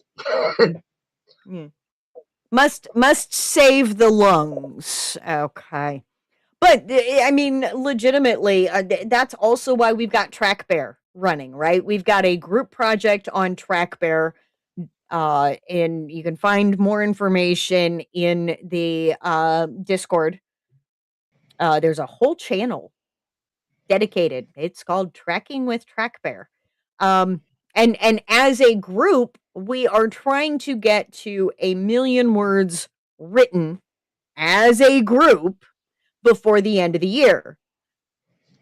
Bitzer, please tell us in the comments. We are only 11 episodes in, so only 11 weeks into 2026, and we are already at how many words as a group written? 426,769. We are going to reach that 1,000,000 words written as a writing group, as a writing accountability group, and friends encouraging friends to keep writing the goddamn thing well before December 31st. We're going to have to adjust and up that and make it, 2 million, 3 million before much time has passed. So use us as your accountability. And frankly, these live streams continue to live on our YouTube channel after it's all said and done. And they are rough drafts. But a lot of times people will read the blurb on the back of a book and go, I need to read this book. So consider us every so often, your 2,500, somebody comes across our video and watches it and goes, oh, wait, who was this author again? I need to know. What book is this from? Do they have other books? Free marketing. Yep, we are absolutely free marketing, which leads me into before we roll, which we already know who the last person is, but before we roll for the last prompt for the night, please send me where you're going to be this year. If you are already signed up and confirmed for a show for 2026, please send us the information. I have been begging for people to send us stuff because we have to update the newsletter. And how are we going to get people to where you are to buy your books if we do not have this information? I don't care if the show is in August, September, October. We need this information now so it can be put in the newsletter and we can do the damn thing. We also have the there is a channel literally marked for events. Yes. Yeah. I was making sure that I had it correct. Events. So we've got book releases, repost, and events. You hit that button a little too quick because I can hear the applause. Yes, so Trisha's got a September thing in there. What we do ask is, if you have the official website of the event, please share that. If you've got a graphic that you can, pull from their page to put on there, we will at the same time pull that information from the events and get it in the newsletter leading up to the event, right? Because there are people who are on the newsletter who are not in the Discord, and vice versa. We are all about cross pollination here, right? But definitely you can even respond to the email, the newsletter. I know Trisha every week responds to the newsletter with her submission. It doesn't have to worry about, am I sending it to the right email address? She just replies to the email, right? Yep. And so there's so many different ways to get that stuff up. And Styx has generously offered to take a look at our little budding website and revamping it a little bit so that we can put the events up there and book releases and links to past broadcasts. So, look, we don't charge anything for this. And the fact that you guys are willing to give us your Prime subscription, gift subscriptions to other people, give us bits, all that means is that we can continue to yearly pay for the newsletter, because the free version of beacons.ai allows for 50 free emails a month, like 50. But it counts when I send it out, or Julie sends it out now to 20 people, there's 20 emails, right? Which means we only have 30 left for the month. So we decided to upgrade to the pro version so that way we have 500 emails a month that we can send out. So Really saved her butt today when I sent out everything for the author interviews. for the interviews. By the way, if you are on here and you have not signed up for a slot for your flipping interview, first of all, Nope. how dare I? Look, hold on, time out. We know Julie is the loving bully around here. Okay. So all she's trying to do is lovingly tell you that we need to get your face up here so that we connect you with your books to an audience, get you out there, get you talking about your books, talking about in a fun way, right? None of our and guess what? None of our questions are what you would consider to be normal scripted questions. More than likely not. Right? More than likely not.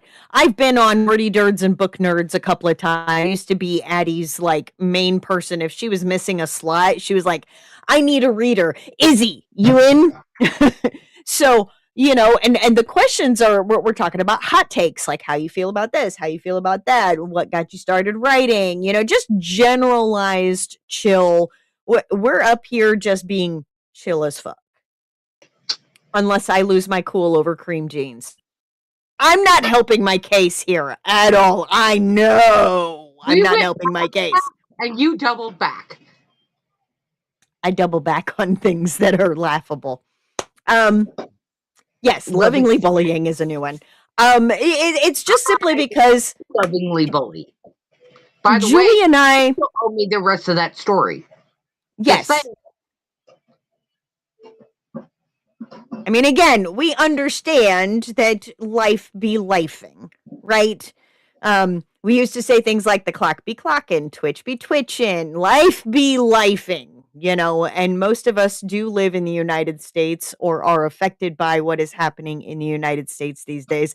And that takes a lot out of us. And, when you're also employed or have children or pets, it life be lifing.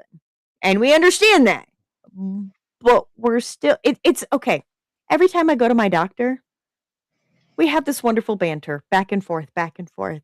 And then she goes, now, about that smoking. And I go, yeah, I need to quit. She goes, okay, just so long as you are aware. Moving on. Right? We just have this understanding. She has to do her due diligence to tell me that I need to quit smoking. And I go, yeah, I hear you. Moving on. Right? So we're going to lovingly bully you into writing the goddamn thing, getting your expression out, taking time for yourself, remembering to drink enough liquids, remembering to eat properly, remembering to sleep, and take time for yourself because you got to put your oxygen mask on first before you can help anybody else around you. And if you are constantly pouring into somebody else's cup without refilling your own, yeah, there it is. I yelled at a lot about that, but it is what it is. Oh, Trisha hit the hydrate, huh? Okay. Class 4. But, that's the whole thing. We are not just a collective. We have never. I think we originally started that way, but that's not where we ended up. We are not a Mm-mm. collective. We are a bunch of siblings that come together on a Saturday night to pick at each other and write. And encourage each other in the process in a, Right. hey, look, we get it. So that being said, we can continue on ad nauseum, and I usually do when I've had this much to drink. So, who is our last? Willem. I can't pronounce that last name. I don't care what I do. I just go, Willem. We know who that one is.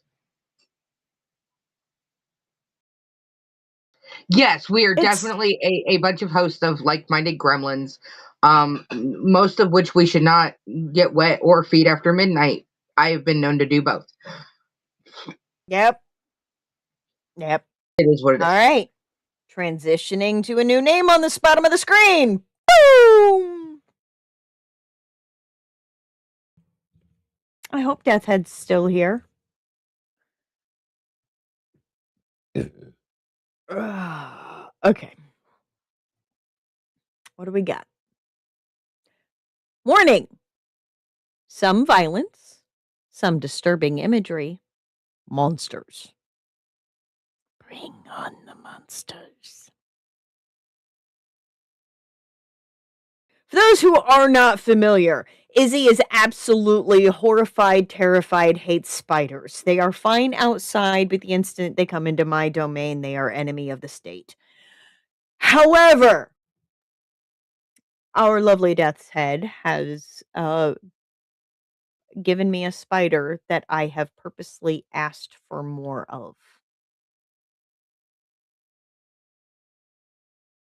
Did not have that on Izzy life bingo card to ask for more spiders. Okay.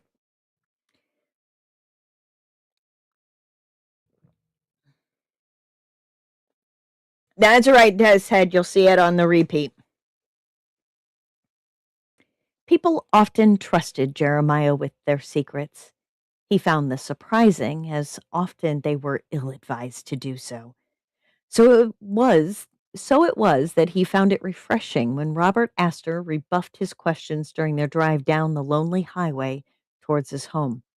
The full dark of night had fallen by the time Sarah pulled into the driveway, and during the interim time, the old man had gleaned nothing further from his patient. The trio exited the car, walking up the dark drive to his front door. Jeremiah hurriedly opened it and ushered his guests into the dark interior. The dusty vanilla suite of old paper filled the air. Jeremiah lit a lantern, revealing that every wall of the little cottage, aside from the tiny kitchen to the right and the bathroom to the left, was covered in bookshelves.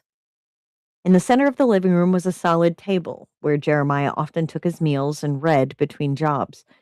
He carefully cleared off the bowl from his breakfast and the books he had been reading, Sarah easing Robert onto the surface. "Let me go," Robert moaned, rolling to the right and left as flop sweat shined on his ashen skin. "I have to find Henry's body." "Jeremiah," Sarah began. "Confound it, woman, I know," he muttered, hanging the lantern from a hook in the ceiling and lighting a second before he looked over his shelves. "You ever going to get electricity?" Sarah asked. "I'll let those accursed wires in my house when pigs fly." Jeremiah shot back, his finger sliding along the golden lettered spines until he struck upon the tome of arcane talismans. "Ah!" He pulled it down, hurrying to the sofa beside the table and opening the book. He leafed through the pages to the section on discerning enchantments within a body. Sarah looked over his shoulder. "Have you found what you're looking for?" "Yes. Now, go in the kitchen and bring me the ink jar. You'll find it on the bottom of the sink." "Why do you—" "This is earthquake country. I'll not have a spill while I'm away." Sarah muttered under her breath as she hurried into the kitchen, returning with the inkwell. Jeremiah took it from her, extracting a pen from under the table. He waved over Robert, saying, "He must be disrobed." "That's... damn it all. He has malign talismans under his flesh. Would you hesitate to violate a man's modesty to stitch a gushing wound on his thigh? This is no different." With another grumble, Sarah complied, removing Robert's trousers and splaying him out on the table. The scars from the talismans were obvious, though a surgeon had gone to great lengths to hide them.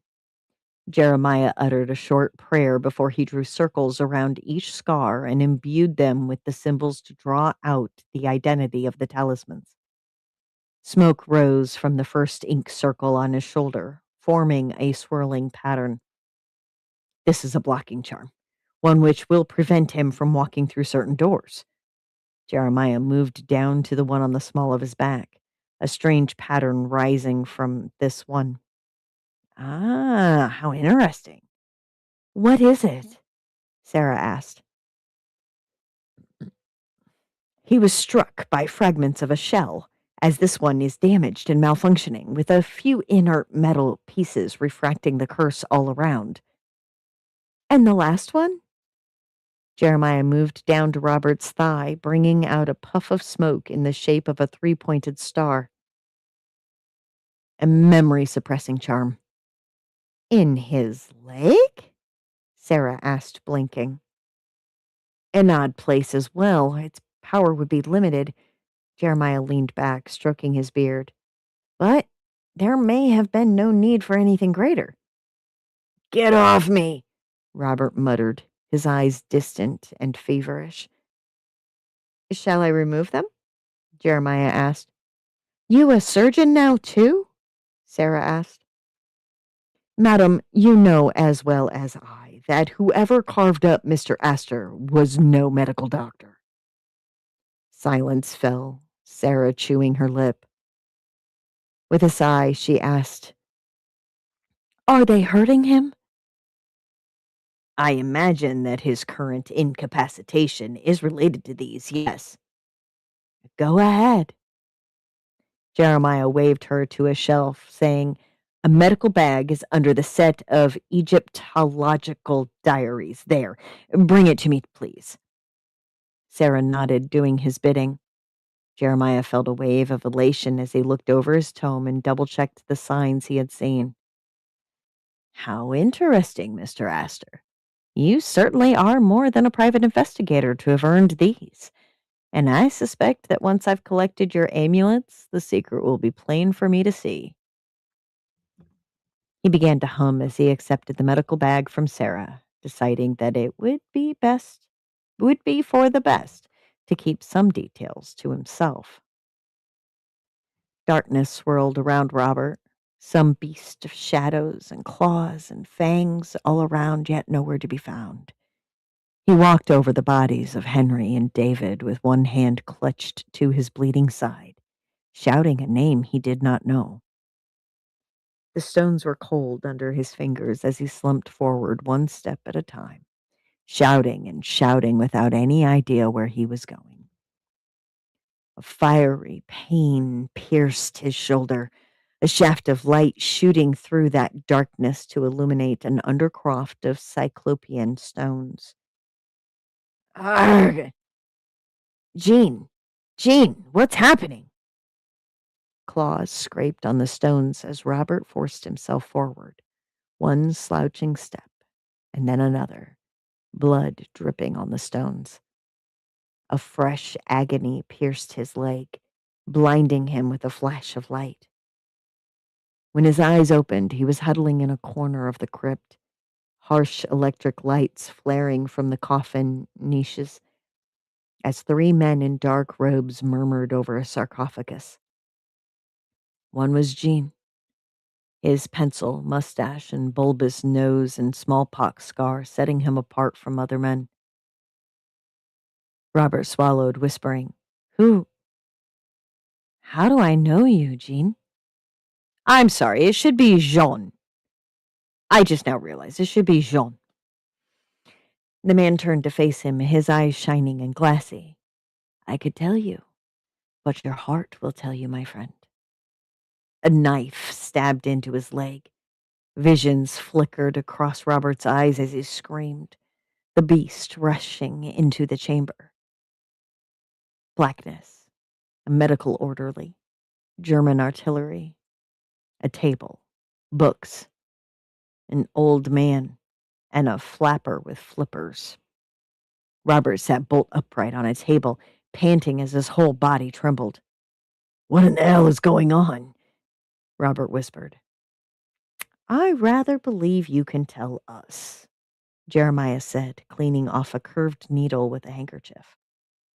I've removed 3 esoteric amulets from your body. He dropped the needle into a metal bowl. Along with 4 fragments of a croup shell, a mouser bullet, the tip of a knife, and several flakes of ancient stone. I must say, you have quite an eclectic set of injuries. I've had brushes with death, Robert said noncommittally. He shivered, feeling a stab of annoyance upon seeing that he was undressed. Now someone hand me my pants. Go on, Sarah, but I'll need to hear what you saw during your vision, Jeremiah said, taking up a notebook and fountain pen. Please, I must know what secrets those charms held back. It was shadows in a crypt, and I don't even know if it was real. Robert took his pants from Sarah and quickly donned them. Seemed like a nightmare, actually. Nightmare or not, please, where was this crypt? Was anyone there? What was the nature of the shadow? Claws, Robert said before he could stop himself. He bit his tongue, shuddering as the vision came back to him. Jean leading a ceremony over a French sarcophagus under an old church before the artillery fell. And the monster? Jeremiah asked hoarsely. The shadow, the collapse. Robert shut his eyes, seeing the crypt falling apart around him. Henry and David already dead. The monster was... I don't know. I see. Jeremiah stroked his beard, his finger tapping the pen against his notebook. If there's nothing else, Sarah said, handing Robert his shirt, we should return to finding my brother. We already know where he is, don't we? Robert pulled on his shirt. The mausoleum off Bodega.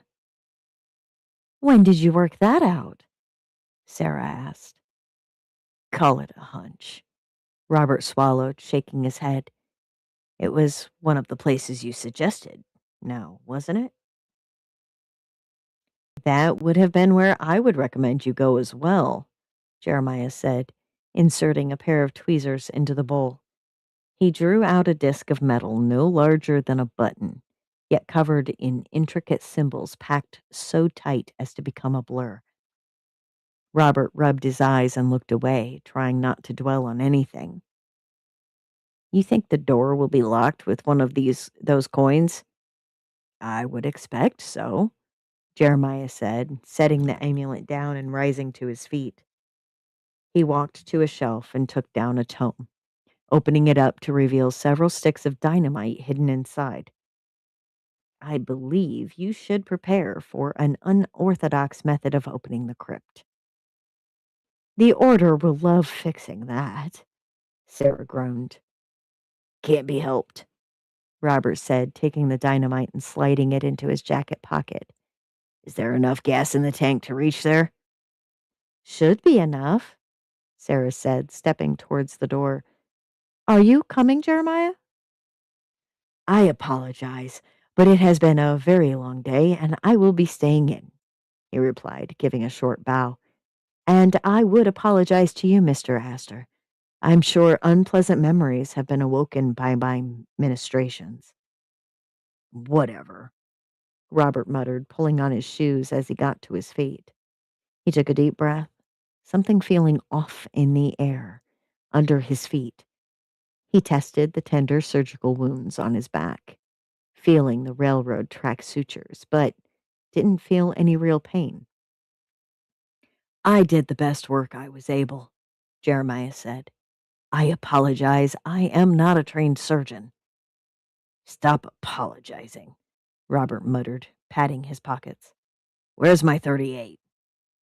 Here, Sarah said, holding it up, yet reluctant to hand it over. Fine, you keep it. Robert marched to the door, shooting Jeremiah a final glance. I'm sure we will see one another again, the old man said, and I accept these amulets as recompense for my skills. Go on. Something in Jeremiah's tone and posture, a glint in his eyes, gave Robert pause. Yet he felt his gut pulling him towards the door in the mausoleum Sarah had spoken of earlier, beckoning him. He strolled out through the door and into the cool night air, breathing deep as his body seemed to come alive, like a fog had been lifted after so many years clouding his mind.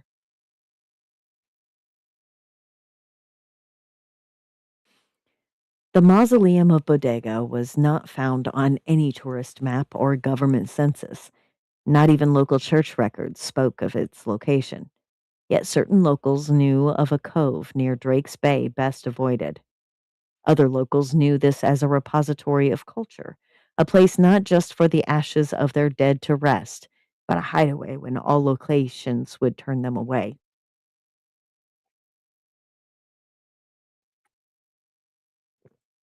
And Sarah did not have to say one word to help Robert drive them there.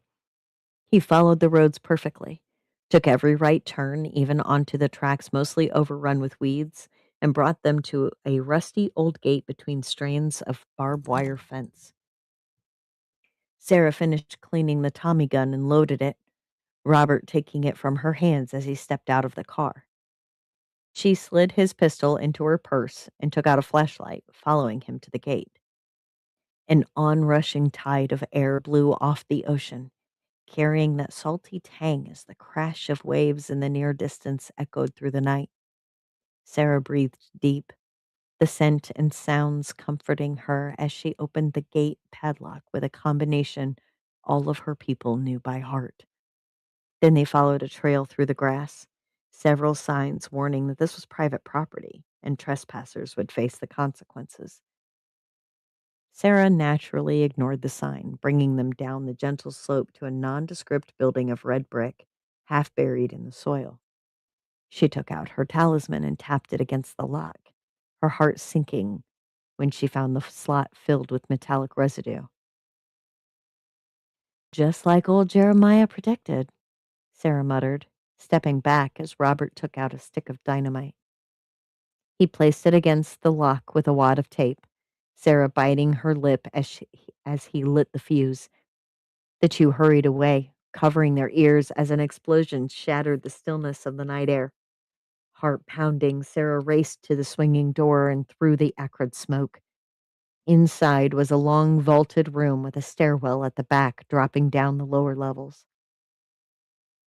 And in the center, bound hand and foot, was Jack. Praise him! Sarah cried, running up to her brother and ripping a knife from her purse. She cut the ropes holding him and released the cloth gag across his mouth. He took a shuddering breath, his eyes flicking open. You're alive! No thanks to you, Jack muttered. Sarah blinked, her elation vanishing in a moment. What did you say?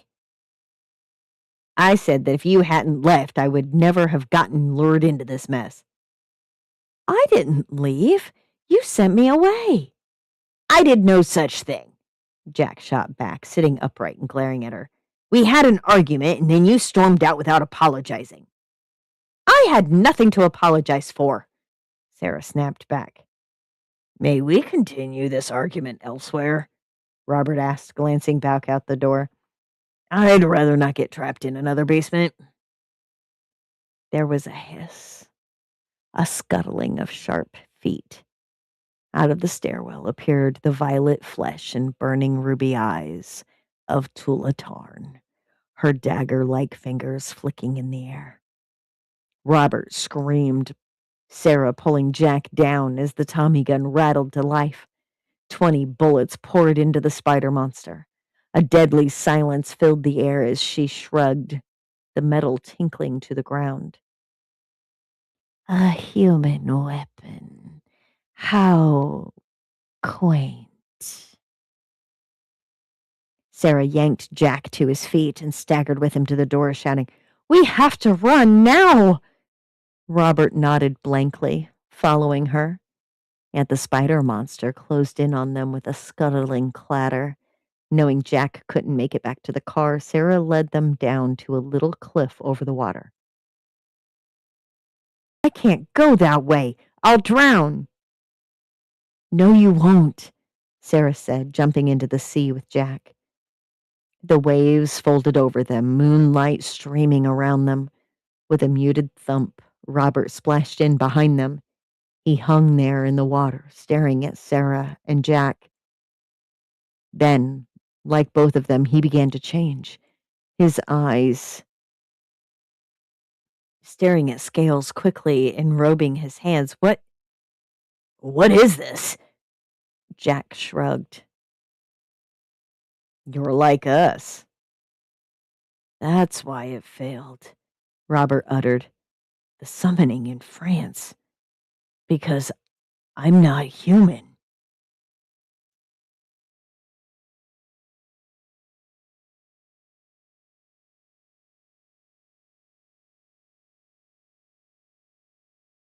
I, uh, dun dun dun. What? What? What the? What the? What the? What?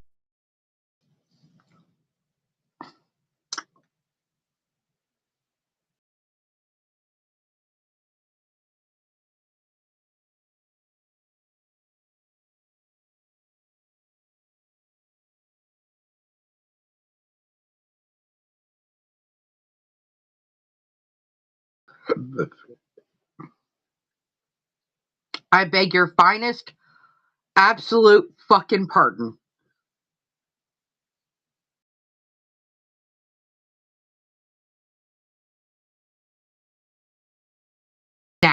Now you decide to fucking give us that fucking information. I understand it's for fucking suspense.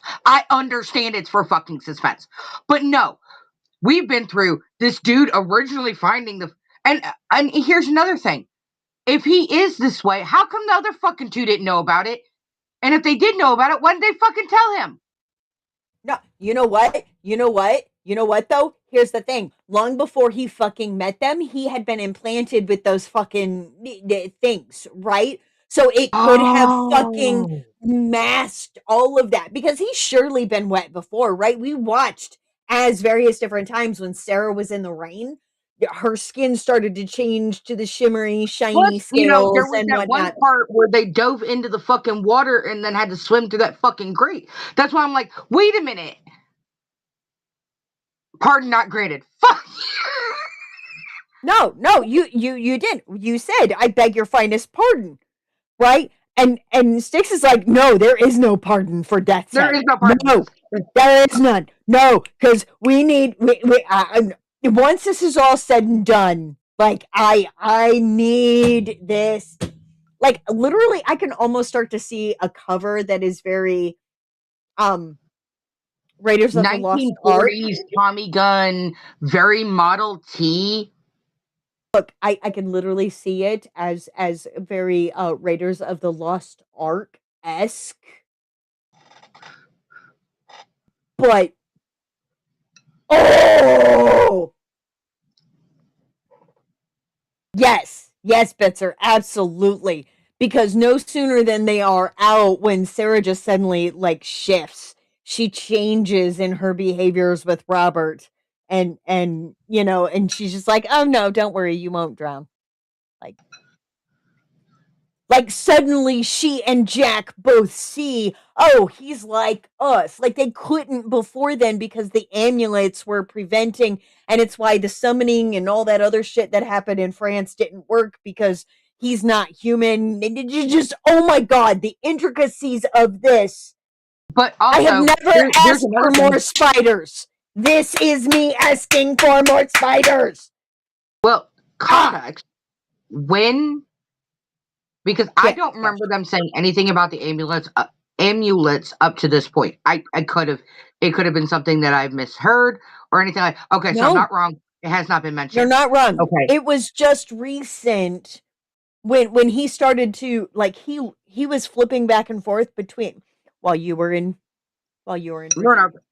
Well, I was in Roanoke. You were so he was flipping back and forth with the attack on the winery, the vineyard, Vineyard. Yeah, yeah, yeah. right? He was flipping back and forth between memories of being in the war in France, etc., and actually here damn near killed a couple of the good guys on the and he was flipping out and basically as they were driving towards Jeremiah's house, that's when you know Jeremiah's like, "Wait a minute. These aren't shrapnel." These are ruins. Yeah. Like Robert thought that they were shrapnel and they're just yeah, whatever. How many veterans do we know who have shrapnel in their fucking bodies and they're just like, whatever. You know? Right? Like, it's not Eh, hurting anything, and if they try to remove it, I could possibly be paralyzed. I know one guy right now that has come back who has part of a shell stuck right there by his spinal cord. If he moves wrong, he's paralyzed. Like, for a couple of absolutely. hours. As soon as it And moves back, he's fine. and like Bitzer said in the comments, is it like he's mentioned that he has German shrapnel in his body. He has mentioned that since we got introduced to Robert, right? It's just in the last couple of weeks where we have found out it isn't actually German shrapnel. It got embedded, yes, during that time frame, during that event. Dang, my Do fucking we seem to, okay, just ancestors, hypothetically countrymen. here, just go with me on my train of thought here. Shoot. Um, Mm-hmm. but Mm-hmm. do we think that he was possibly one of those that might have been a prisoner of war and was experimented on? I don't know the twists and turns that Death's Head is throwing into these that are like, Speculate, yeah, and I mean, obviously, all of our shit is speculation because we are not the author. But I mean, from a well, reader standpoint, from where we're at on the reader standpoint, exactly. And like Bitzer and Sticks are saying in the comments, last week was when we found out, oh, he thought it was all shrapnel. Apparently, it's right? not all shrapnel, right? And it's entirely possible that he's not remembering the past completely correctly. It's entirely Because he had that possible that memory he charm in his left. stumbled. Yeah, the memory charm to be able to just the intricacies. Like every episode we have of Tulatarn's fucking spider cult and the vice versa. The fact that it can be slotted in with all of this historical context and be believable as an alternate history, that's one of the things that I absolutely love about Hellboy specifically, right? Ron Perlman as Hellboy in the movie, right? They took actual history and put this right alongside of it, and of course we the people wouldn't know about it because this is the esoteric side of things that was hidden and only a few people knew about it kind of thing. And that's what Death's Head is doing too with this is that these are things that could have lived right alongside. Love alternate history. I love historical fiction when it's alternate history, and these stories can happen right alongside well-known historical events, but give it different context. Love it. Love it, love it, love it, love it. No fighting you, Bitzer. No fighting you on this. Ron Perlman is Hellboy. I'm sorry. There's not ever going to be another Hellboy for me as far as I'm concerned. Look, they tried to redo it, and I've tried to give it a chance. I have tried to give it a chance. I can't do it. No, they haven't. I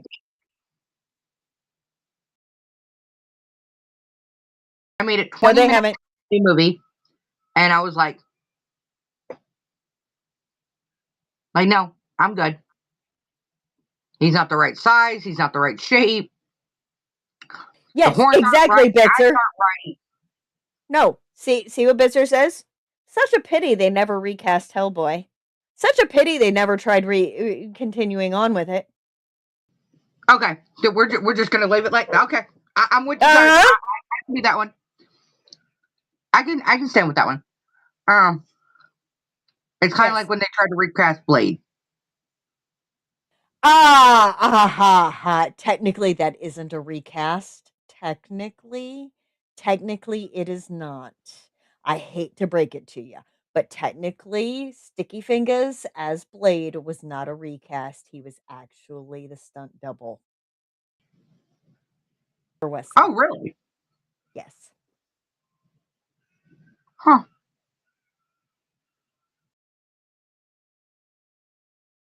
Still don't like his acting, but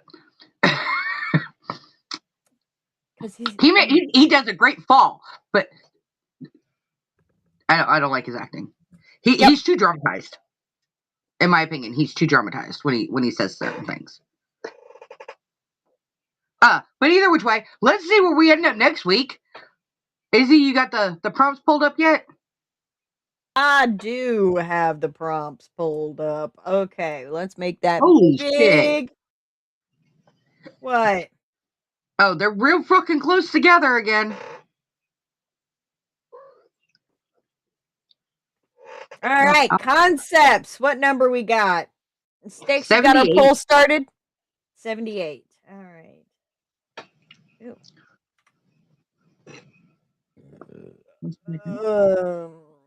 Oh!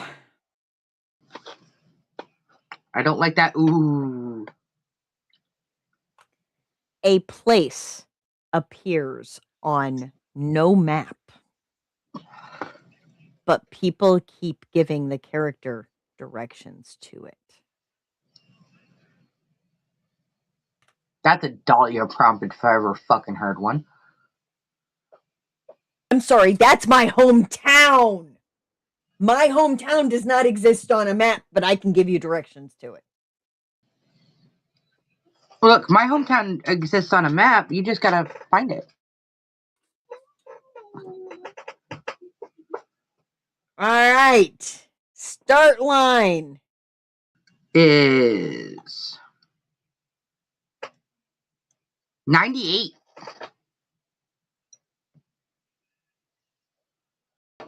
And by the way, Aries is pulling me away for a moment. The next number is 79 in case I'm not back in time. 98, 79, 98, 79, 98, 79, 98, 79. Oh! Reconnecting. Reconnection! Successful. Reconnection. Successful. Can you hear me now? Don't tell me we're dead. No. No. Refresh. Refresh. Please. Refresh. Can you hear me now? Can you see me now? Oh. Okay. Okay. Jim, I'm a writer, not a doctor. Yes. Okay. Can hear, not see. Okay. Hold on. Oh my goodness gracious me. Okay. Let me refresh, see if that will work. Refresh the stream. Yes.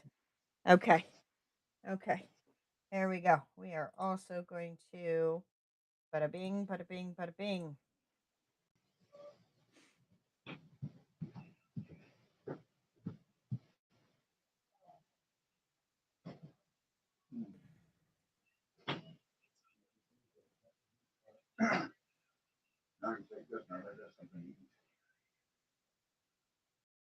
Okay.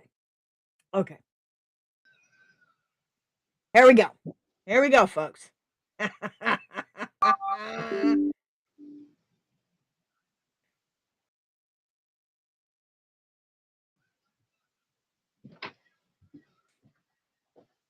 Okay. So, number 1, concept. A place appears on no map, but people keep giving the character directions to it. Number 2, start line. I open the door and stop in my tracks. My blood turns to ice as rage fills my veins at what I'm seeing in front of me. My magic simmers around so bright that I know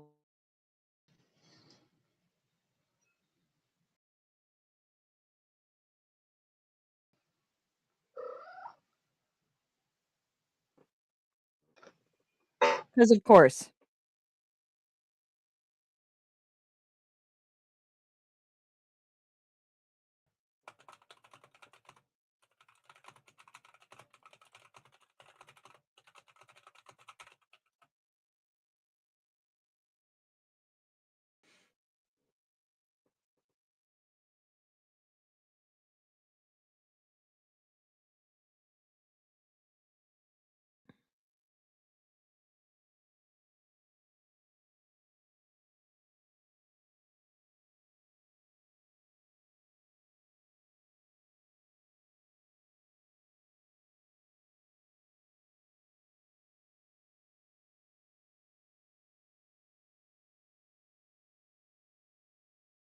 Okay, you should be able to see me now.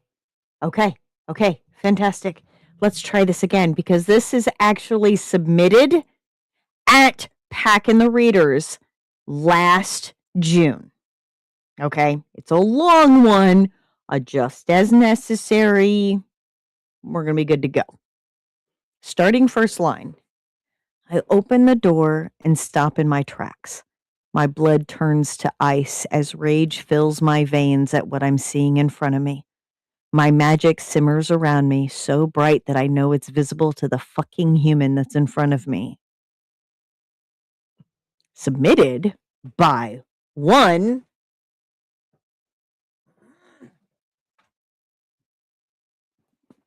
Our Night at Packin' the Readers. Do I have an autographed copy? Yes, I do. Very complicated prompt that she's given us, right? So one more time. I open the door and stop in my tracks. You know what? Why don't I just do this? Also, dialogue was also submitted during Pack in the Readers. They don't have skin anymore. They have hides. There we go. In the side chat.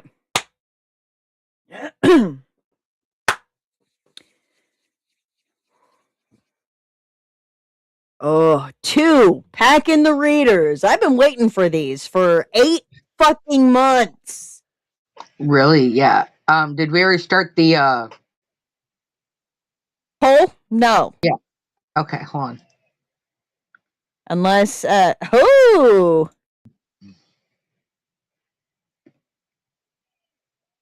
There we go. It's running again.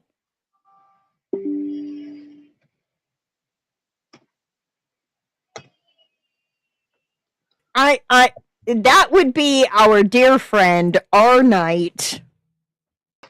This is the first book of her series Steel Archangels, Thor and Dragon. It's this is what Why Choose? I think so.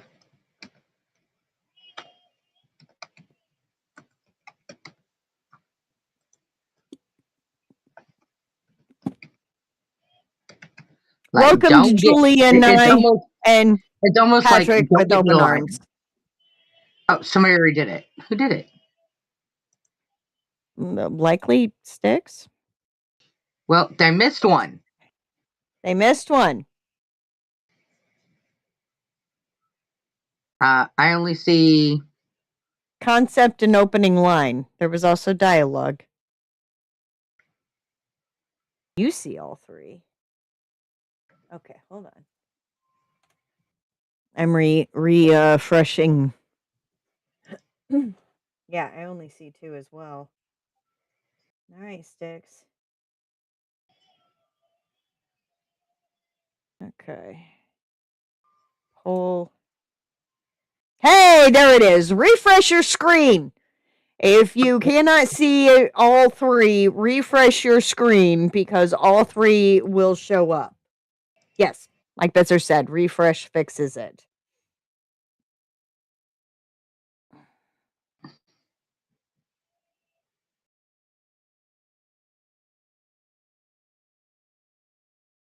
No shade to Night because I absolutely adore Night. I miss Night. I cannot wait. Do we know if Night is going to be at Indy? They are, as far as I know, they are not. But I will reach out and Okay. find out. But they will be at Flirty and Casey when we go in. Okay. Man, I have to wait a whole fucking year to see Night again. And that's okay. That's okay. We are on limited budgets around here, and there are some people who are able to make going to conventions and peddling their books, peddling themselves, almost a full-time job or at least a decent paying part-time job. We're not there yet, and that's fine. Yeah, eventually we hope to do that. But right now we are doing the best we can with what we got. No, I don't know why, Sticks. Doesn't matter. Okay, look, I don't care if you don't fucking write for the prompt. Okay, don't care. Pick what the rest of us are gonna write. See what we're gonna do with it.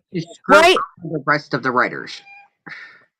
How many times have we sat there over the past 2 years when Dahlia has a chance going, oh God, what do you think Dahlia's going to do with these? I want to pick the one, go, ooh, I want to see what Dahlia's going to do with that one. Or I want to see now with Trisha and the cannibalistic grandpa, right? Ooh, I wonder what Dahlia's going to, even if I haven't been submitting lately, y'all, and I still vote because I want to see what other people are going to do with those certain things, right? And nobody's to say that you can't write for all of them. So don't give me this shit about how your vote doesn't count. Okay. We are true democracy, unlike America right now. So, it is just the way it is. Vote. There we go. Dialogue wins. I mean, it's got a runaway. Kind of runaway. Uh-huh. Which is actually going to be one of the first times that it's one of your prompts. Like my prompt is picked a couple of times. Is this a prompt that I submitted based off of something that I said to Patrick across the way at PAC? Yes, absolutely. Yeah, sure is. And then Patrick's like, you should write that down. And I was like, okay.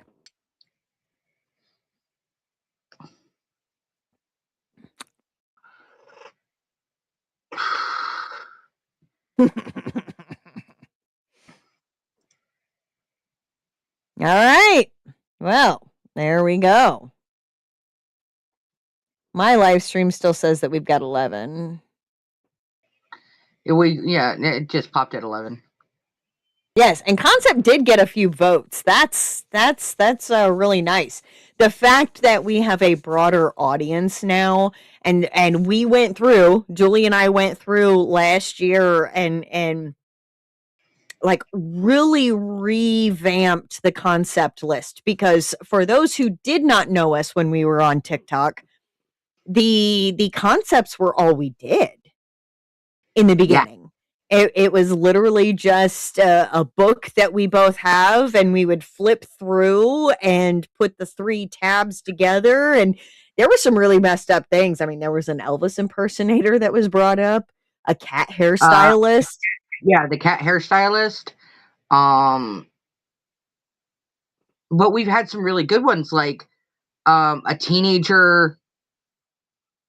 Yes, a teenager wakes up from an accident or something, can suddenly. And you know what? I think I figured out what my birthday's gonna be. I think I figured it out. I'll talk to you later. No, it's not terrible. All right. Thank you so much for liking my smart-ass comment to Patrick from Pack in the Readers while I was wearing a nice white button-up collared shirt and vest and a fedora and looking all mafia boss bitch. Just running my mouth as a 3-piece suit looking. Yes. Mafia. Now I have the fedora, so now it really looks. Oh shit. So what you're telling me is in August I have to show up with my mafia outfit in tow. Yeah. Okay. Like, So that in is what we're kind of August. going for when we walk into a show. So, yeah. Yeah. Like, Yeah, it kind of is.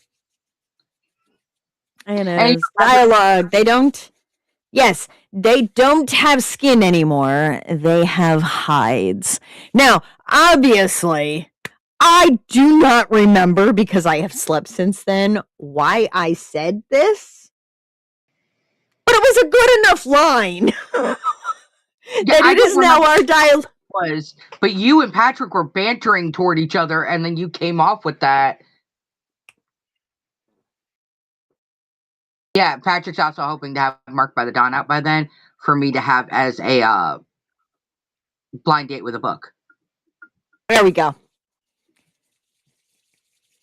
See, eventually, thanks to you guys and all of, if you have a Prime subscription, you give us bits, you give us the other stuff. Hopefully, we will be able to take our design and make a banner for Hold My Pen Promptcast. And eventually, we'll be able to actually go to events as Hold My Pen. And as Hold My Pen, we can then take other people's books and not have to be, just the signing authors' books on the table. So that's one of the key things that really going to be looking forward to doing is actually going to events as Hold My Pen, which means you sign some books and have them mailed to one of our addresses and we show up at the Preferably, event. I'll say this straight up because Izzy's a hell of a lot more organized than I am, and let's face it, we are both chaos. But out of the two, Izzy's more organized on where to put things. So I would say get a hold of Izzy, mail them to Izzy. Also, there is also something I need to talk to you about after the show. It just popped in my brain, so I'm like, oh yeah, that. Aw, sweet Trisha. Sweet Trisha. We love you. No, absolutely, and Because actually, Trisha and Patrick got to meet this year at Flirty in Kansas City, right? Julie and I are slated at next year Flirty in Kansas. Well, I mean, Julie will be the signing author, and I'm her personal assistant. Okay, that's just how it's going to go. look, the way You're no longer going. You'll have to send us some DMs as to why. Just give us a heads up. So that's okay. Anyway, we have gone on long enough, and I need a refill for number 5 just because, you know what? I don't work tomorrow. It's fine. We are now at 15 after. This was a good show, 3-ish hours with 6 submissions. Hopefully, we can get some more and we can go back up. Obviously, we're not going to have a show tomorrow. However, we will be probably in Discord. My desk might be moved a little bit because I have to get up to the ceiling up there and do some things. So basically, if anybody does hang out in Discord tomorrow, we are mostly there not only to help each other get things done, but in case Izzy manages to whoops a daisy off of a ladder, somebody can call one of the children down and be like, "Hey, get to your mother." So there it is. For the mods and everybody else, if you have the ability, we will be doing a team meeting after this. But otherwise, I hope you guys have a great weekend. I hope you guys have a great next week.